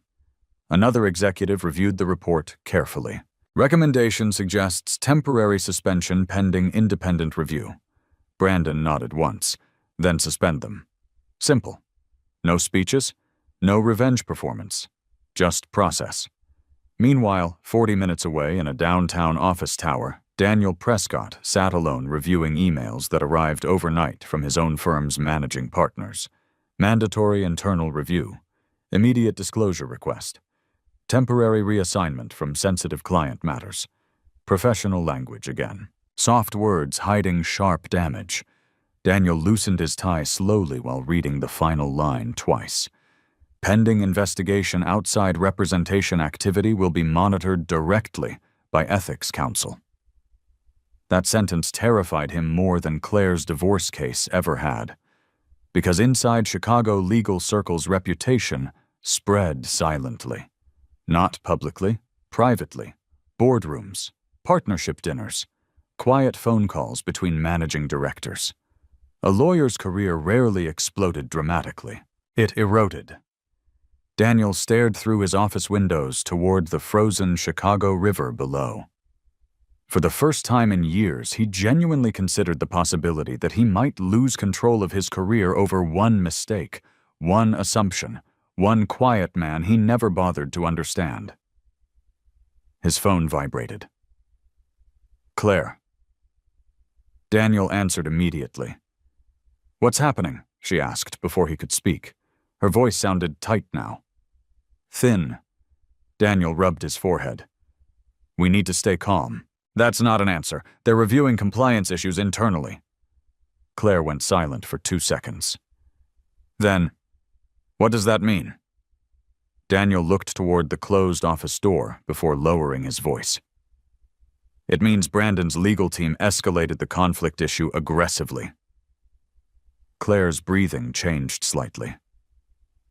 Can they actually do anything? Daniel didn't answer quickly enough. That was answer enough.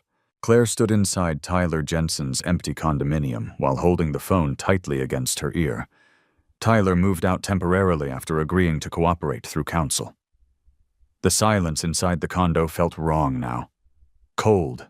Temporary. Nothing like the exciting escape she imagined months earlier. "Daniel," she said, carefully. "How much does Brandon actually own?" Daniel stared at the skyline. That question matters less than the documentation attached to it. Claire felt something sink heavily inside her stomach, because nobody still spoke about Brandon like a normal husband anymore. Not Daniel, not the court, not even Tyler before he disappeared behind attorneys. Everyone spoke about Brandon Murphy carefully now, like someone powerful enough to damage careers without trying. Back at Murphy Continental headquarters, the board meeting continued. Rebecca displayed the final recommendation summary. Effective immediately, she said Prescott and Vail contracts tied to North Coast Intermodal and Lake River freight systems will remain suspended pending ethics review. One executive looked toward Brandon again. "No retaliation concerns." Brandon answered calmly. "There's a difference between retaliation and risk management." Nobody argued with that, because he was right. The board approved the recommendation unanimously within 7 minutes. Afterward, executives filed quietly from the room, while Rebecca remained behind, organizing documents. Brandon stood near the windows watching freight containers move across frozen rail tracks below. Rebecca approached beside him. "You know Daniel's career may never fully recover from this." Brandon kept watching the trains.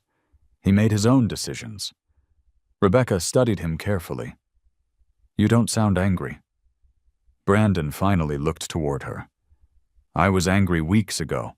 What changed? The facts arrived." That answer stayed with Rebecca long after he walked away, because she understood exactly what he meant. Emotion lived in uncertainty. Evidence removed uncertainty. Later that evening, Claire drove north toward Winnetka through falling snow. For the first time since filing for divorce, she wanted to see Brandon face to face without lawyers around, not to reconcile, not even to apologize fully. She needed answers. The house lights glowed softly through the winter darkness when she pulled into the driveway. Brandon's old Ford pickup sat near the garage, exactly where it always did. Nothing about the house looked different. That unsettled her strangely. She rang the bell once. Brandon opened the door himself, wearing a dark thermal shirt with rolled sleeves. No surprise crossed his face, almost as if he expected her eventually. Claire stepped inside carefully. Warm air smelled faintly like coffee and cedar wood. The same house, the same man. Yet everything felt unfamiliar now. Brandon closed the door quietly behind her. "What do you want, Claire?" No hostility, no softness either, just directness. Claire removed her gloves slowly. "Tyler's cooperating. I know. Daniel says his firm suspended him from several accounts." Brandon nodded once. Silence stretched between them. Claire finally asked the question sitting inside her for days now. "Who are you really?" Brandon looked at her for several seconds before answering. "Not dramatic, not emotional. Just honest. You never asked." Claire swallowed hard. "That's not fair." Brandon's eyes stayed steady. "No," he said quietly. "It's accurate." The words hit harder than shouting would have. Claire looked around the kitchen, suddenly remembering years of moments she dismissed. Late-night calls, private meetings, documents arriving by courier, executives speaking carefully around Brandon during charity events. The signs had always existed. She simply filtered them through appearance. Cheap truck, quiet clothes, simple routines. Claire lowered her voice. "You let me believe you were small." Brandon walked toward the kitchen island, slowly. "I let you believe whatever mattered more to you than paying attention." Claire stared at him, For the first time since their marriage began unraveling, she saw exhaustion beneath his calmness. Not weakness, disappointment. That hurt more. Her phone buzzed suddenly on the counter. Daniel Prescott. She ignored it. Brandon noticed. Answer it. Claire looked up. I don't want to. Brandon's expression remained unreadable. You should. Why? Because Brandon Murphy already understood something Claire still didn't. People who built strategies around manipulation usually abandoned each other once consequences arrived. And Daniel Prescott was beginning to panic. Claire answered reluctantly. Hello. Daniel's voice came through immediately. Claire, where are you?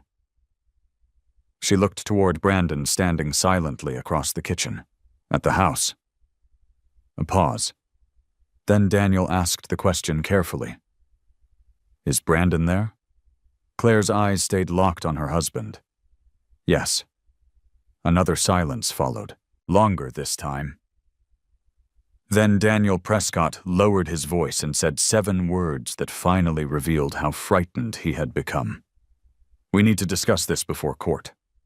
The settlement meeting took place on a Thursday afternoon inside Caroline Whitaker's office overlooking the Chicago River. Gray clouds pressed low over downtown, while ice drifted slowly along the water below.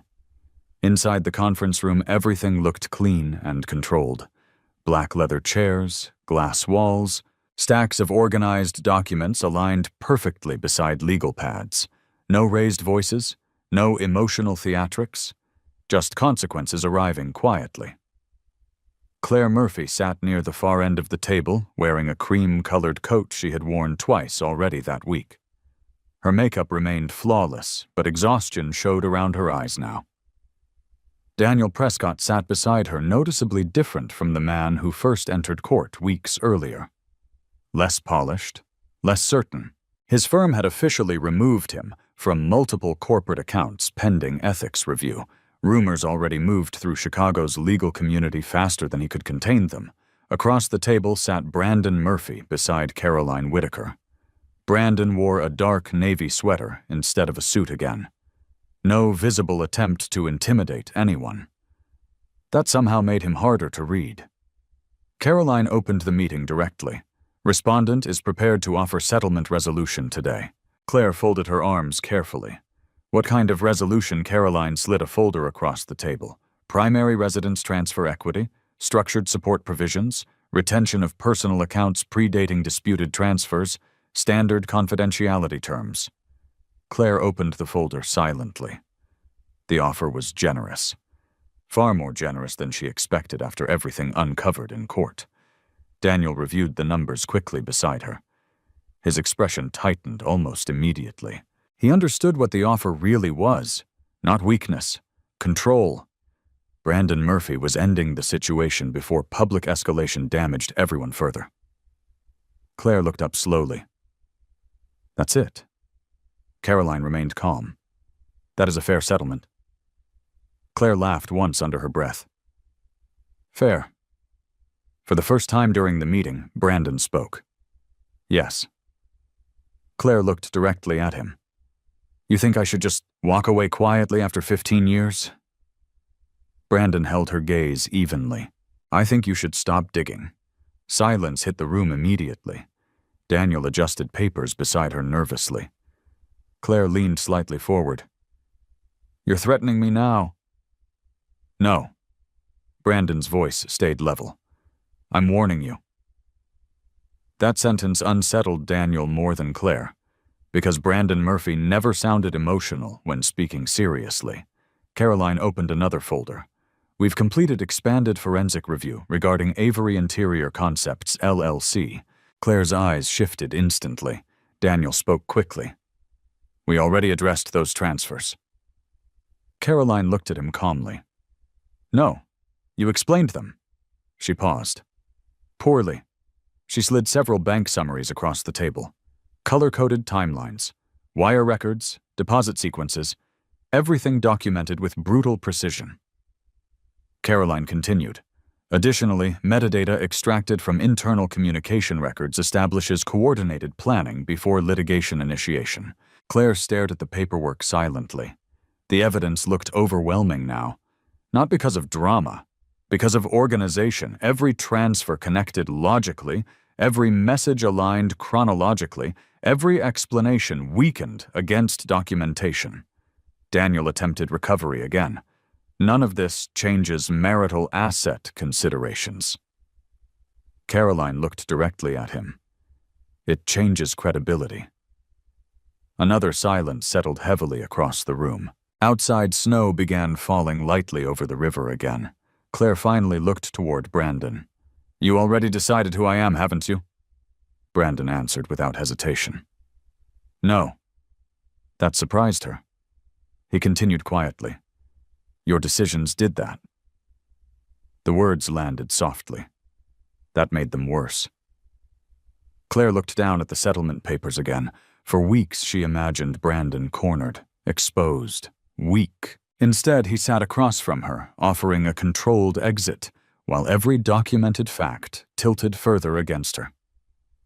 Daniel lowered his voice toward Claire carefully. "You should consider resolving this." Claire turned sharply toward him. "You told me we had leverage." Daniel hesitated. "Wrong move again." Caroline noticed immediately. "So did Tyler Jensen," she said calmly. Daniel's jaw tightened. Claire stared at him now with growing realization. Everyone who encouraged her into this situation was retreating. Tyler cooperated. Daniel wanted settlement. The confidence surrounding her weeks earlier had evaporated completely. Only Brandon remained exactly the same. Still calm. Still controlled. Claire's voice lowered. "What happens if I refuse?" Caroline answered this time. "Expanded hearings, additional subpoenas, potential fraud review regarding financial concealment." Daniel spoke quickly. "Caroline." She ignored him completely. "We also possess unreleased communication records involving pre-filing coordination discussions." Claire looked toward Brandon again. "You recorded me." Number Brandon's expression remained unreadable. "You recorded yourselves." That sentence emptied the room. Because it was true. Brandon never trapped them emotionally. They exposed themselves voluntarily, thinking he wasn't paying attention. Claire stood suddenly and walked toward the windows overlooking the river. Below, traffic crawled slowly through slush-covered streets, while winter wind shook against the glass. 15 years. The marriage didn't collapse in one moment. It collapsed slowly through assumptions. Claire spent years believing Brandon lacked ambition because he lacked performance. No luxury watches, no magazine profiles, no public ego. Meanwhile, he quietly built one of the largest private infrastructure holding systems in the Midwest without needing anyone's admiration for it. Claire spoke without turning around. "Why didn't you ever tell me?" Brandon looked at her for several seconds before answering. "You stopped caring long before you stopped asking." The room stayed silent after that. Even Caroline stopped moving paperwork for a moment. Claire closed her eyes briefly, because deep down she knew exactly when it happened. The moment appearances became more important than attention. She turned back toward the table slowly. "I made mistakes." Daniel shifted uncomfortably beside the documents. "Mistakes. Small word, large damage." Brandon folded his hands calmly. "Yes." Claire almost sounded angry again suddenly. "You're acting like you never failed this marriage." Brandon considered that honestly, then nodded once. "I failed too." That answer caught her off guard. No defensiveness, no self-righteousness, just truth. He continued quietly, "But I didn't lie to destroy you." Daniel looked down immediately. Caroline finally slid the signature pages forward. "This offer remains available today." Claire stared at the documents, then toward Brandon, then toward Daniel Prescott. Weeks earlier, she trusted Daniel's confidence more than Brandon's silence. Now one man looked increasingly desperate, while the other remained completely steady. That contrast finally became impossible to ignore. Daniel lowered his voice carefully. Claire, signing may be the best option now. She stared at him. Not long ago, he promised aggressive victory. Now he wanted escape. Claire looked back down at the settlement agreement. Her hands trembled slightly while reaching for the pen. Then stopped. What if I go public? She asked suddenly. Media, financial reporters, everything. Caroline didn't react. Neither did Brandon. That frightened Claire more than outrage would have. Caroline opened one final folder.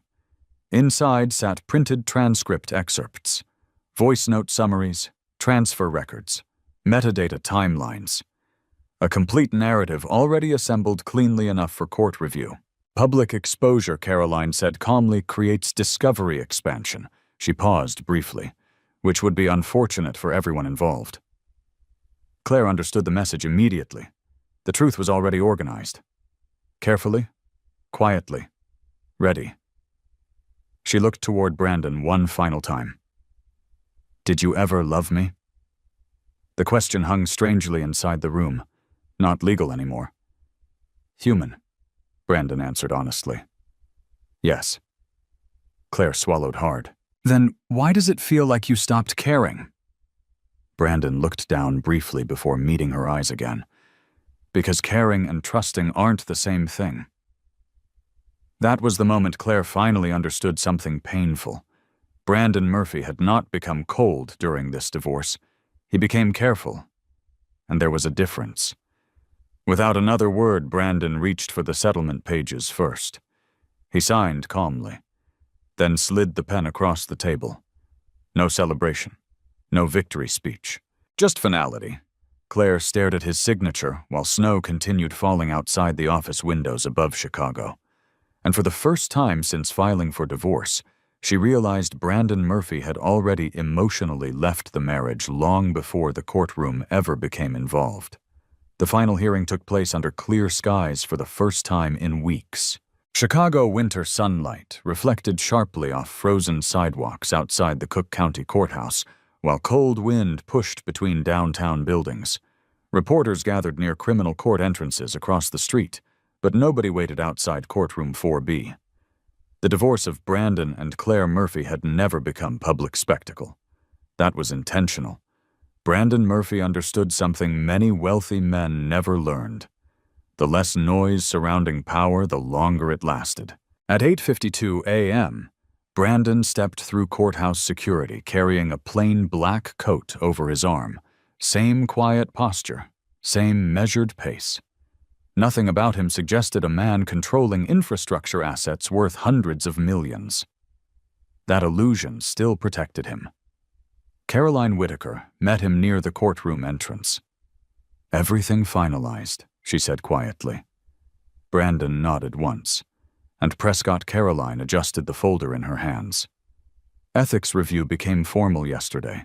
That meant the situation moved beyond internal law firm concerns now. Bar association review, professional inquiry, possibly disciplinary hearings. Daniel Prescott's career would survive financially, but reputations rarely returned fully once credibility cracked publicly inside elite legal circles. Brandon absorbed the information without visible satisfaction. Caroline studied him briefly.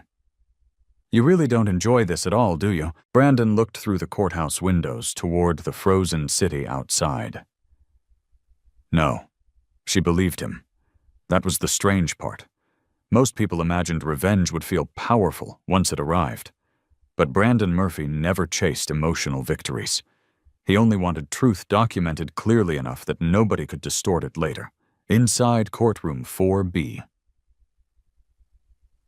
Claire already sat quietly beside a new attorney, not Daniel Prescott. A woman named Andrea Keller handled final procedural representation now after Prescott formally withdrew from active courtroom participation. Claire looked smaller somehow today. Not physically, socially. The confidence she carried into the first hearing had dissolved completely. No designer performance remained. No visible superiority. Just exhaustion. When Brandon entered the courtroom, Claire looked toward him automatically. He nodded once. Polite. Nothing more. That hurt more than anger would have. Judge Eleanor Walsh entered precisely at 9. Everyone stood. Be seated. Papers shifted softly throughout the courtroom. Andrea Keller spoke first. Your Honor, parties have reached finalized settlement resolution pending formal approval. Judge Walsh reviewed the documents briefly. I understand several financial concerns required supplemental clarification, Caroline answered calmly. Yes, Your Honor. Those matters have been addressed through documented settlement structure and disclosure agreements. Judge Walsh turned several pages silently. The courtroom stayed quiet, except for the soft clicking of the court reporter's keyboard.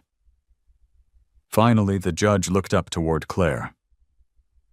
Mrs. Murphy, do you acknowledge understanding the terms before this court? Claire's voice sounded lower now. Yes. Do you enter this agreement voluntarily? A small pause. Then yes. Judge Walsh turned toward Brandon. Mr. Murphy. Yes, Your Honor. Simple. Controlled. No speeches from either side. That matched Brandon perfectly.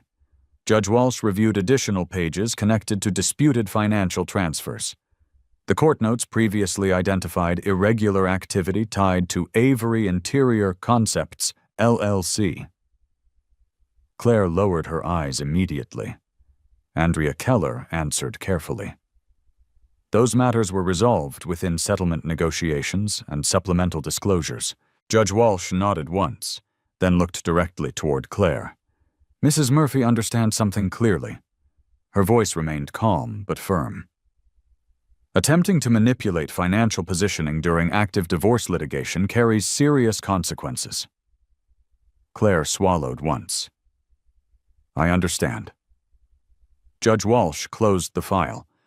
The court also notes ongoing professional review regarding prior counsel conflicts. Nobody said Daniel Prescott's name aloud. They didn't need to. Chicago legal circles already understood exactly who the statement referenced. Brandon remained still while proceedings continued. No victory, no humiliation. Just consequence moving through formal systems exactly the way it should. That mattered to him. Because Brandon spent his entire adult life building structures meant to survive emotion. Rail systems, compliance networks, freight logistics. Truth worked the same way. The stronger the structure, the less noise required. Judge Walsh signed the final approval pages carefully. The marriage dissolution is hereby finalized. The words landed softly inside the courtroom. 15 years reduced to legal closure beneath fluorescent lights and winter sunlight. Claire stared at the signed paperwork without moving for several seconds. Brandon simply nodded once. Nothing dramatic happened afterward. No emotional confrontation. No cinematic speech. Just paperwork being gathered while attorneys exchanged final signatures quietly.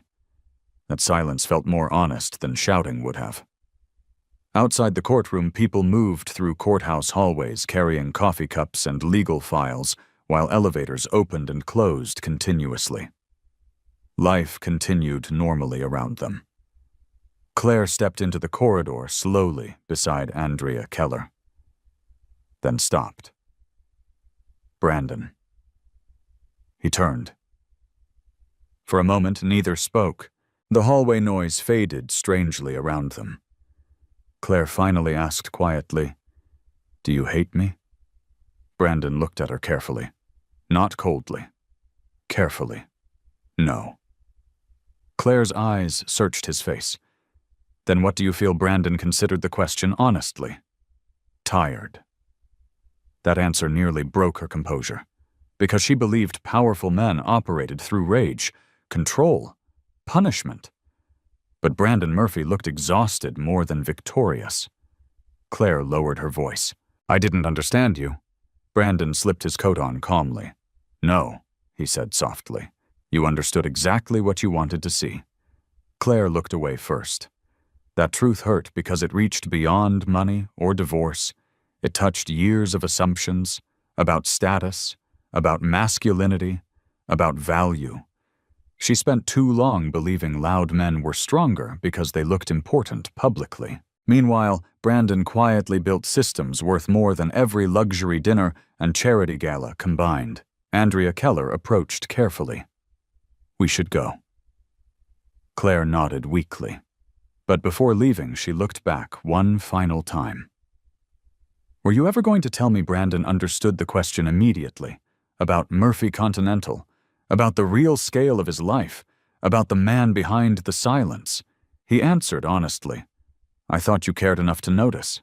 Claire closed her eyes briefly, then walked away down the courthouse hallway without another word. Brandon watched her disappear into the crowd. No satisfaction followed it, only finality. Caroline stepped beside him, carrying the remaining files.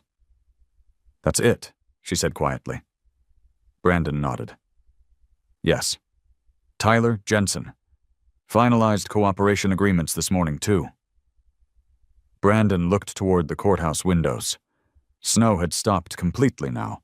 Bright winter sunlight covered downtown Chicago in pale silver reflections. "And Prescott?" he asked. Caroline exhaled softly. "He'll probably avoid disbarment."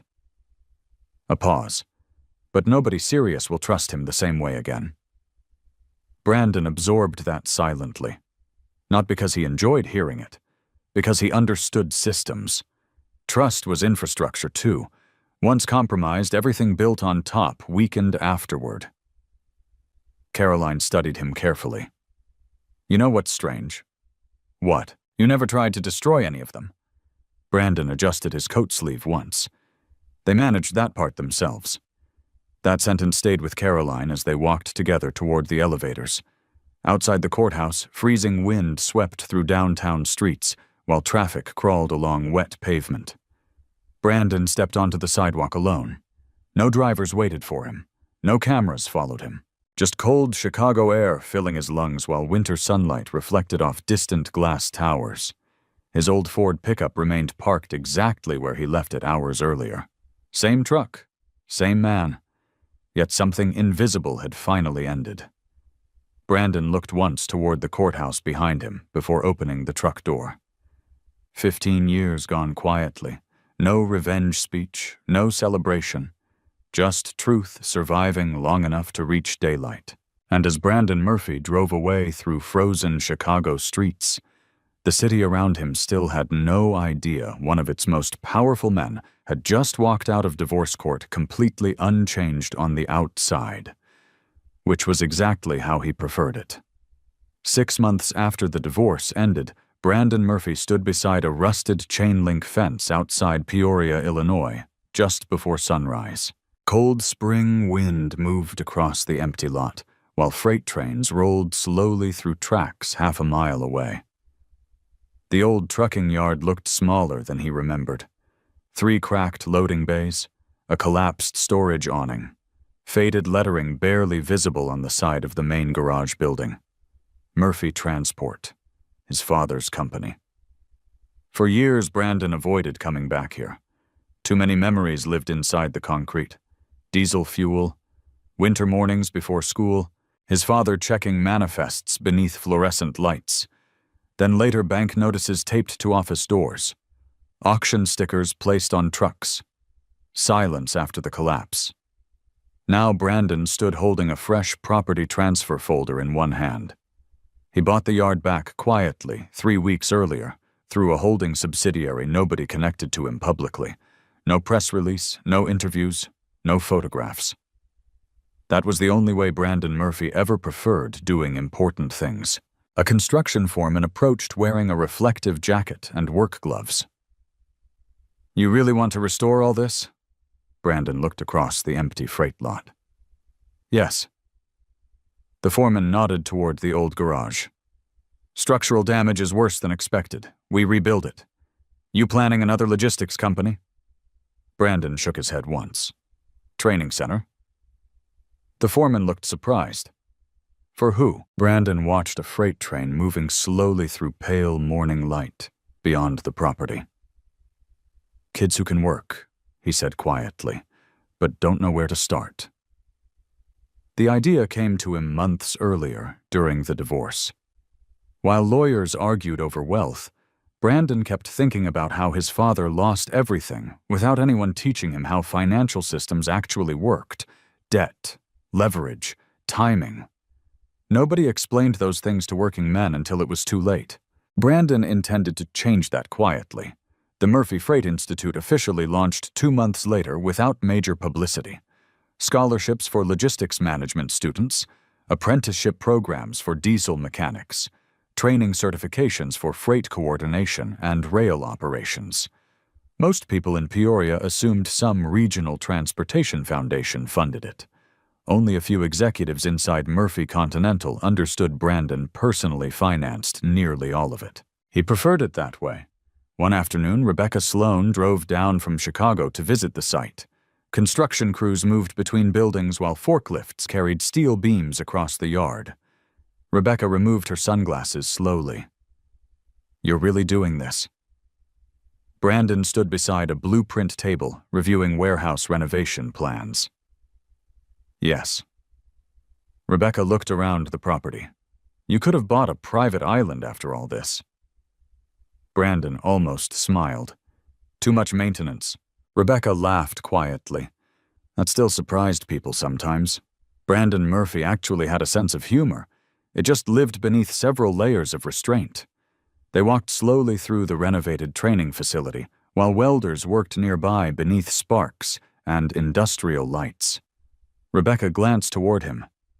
"You know, Chicago still talks about the Prescott situation." Brandon kept walking. "People get bored eventually.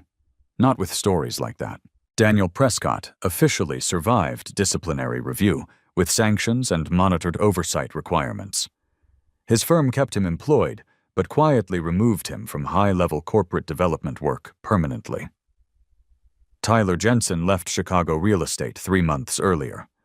Claire Murphy moved to Denver after the settlement finalized. Brandon never asked for updates, never searched her online, never spoke badly about her publicly. Rebecca noticed that too. "You ever think about calling her?" Brandon opened a side warehouse door slowly. Cold air moved through the building. "No, not even closure." He looked toward the rail lines beyond the property. Closure already happened. That answer sounded simple, but Rebecca understood the weight underneath it. Brandon didn't move on because he stopped caring.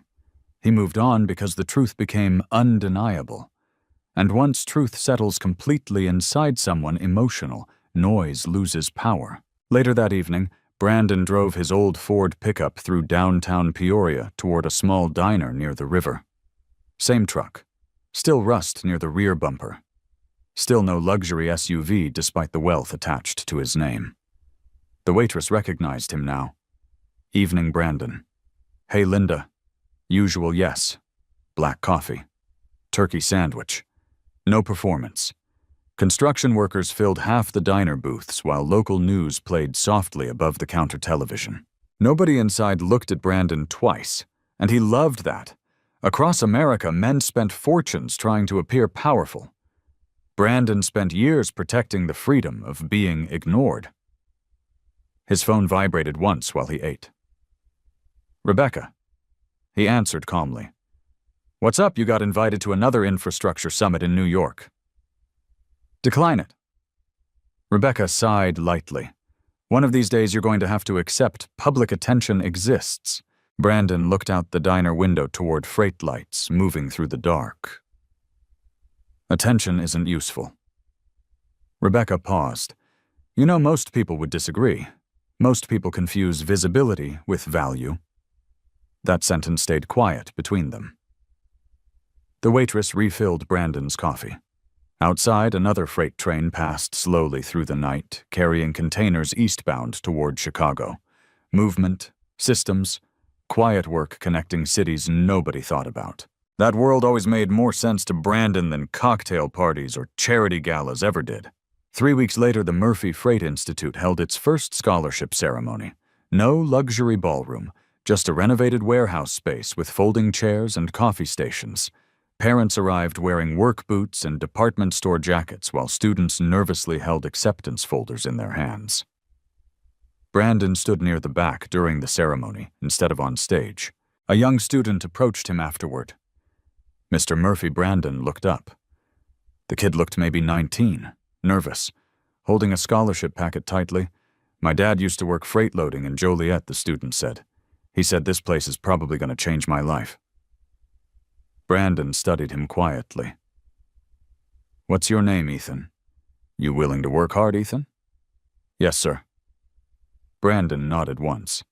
"Then it probably will." The student smiled awkwardly before walking away toward his family. Rebecca approached beside Brandon again. "You know you could have put your name on the building." Brandon looked around the warehouse. Steel beams, concrete floors, working people. "No," he said softly. "The work matters more." That was the difference. Claire spent years searching for value in appearances. Brandon built value inside systems nobody noticed until they stopped functioning. And in the end, that quietness protected him, not because silence made him weak, because patience gave him time to see clearly while everyone else exposed themselves first. The next morning, Brandon arrived at the yard before sunrise. Fog moved low across the rail lines, while diesel engines rumbled somewhere beyond the property. He stood alone near the tracks, holding black coffee between both hands. Freight trains rolled slowly through pale orange morning light, steel wheels grinding forward mile after mile. Reliable, steady, unconcerned with applause. Brandon watched the cars disappear into the distance while cold wind moved through the empty yard. No courtrooms anymore, no lawyers, no betrayal, just motion. And for the first time in years, Brandon Murphy finally felt something quieter than victory. Peace.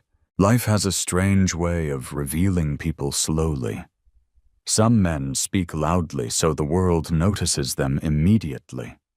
Others build quietly for years, while everyone around them mistakes silence for weakness. Brandon Murphy never won because he shouted louder.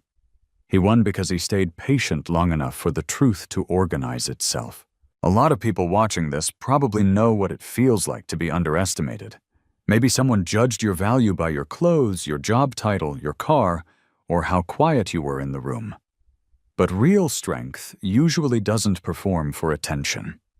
Real strength survives pressure without losing control. If you've ever stayed silent while people misunderstood you, comment your country and local time below. I read more comments than you think. And if this story meant something to you, subscribe to the channel. Tomorrow's story is about a man whose family threw him out of the company he secretly built from nothing.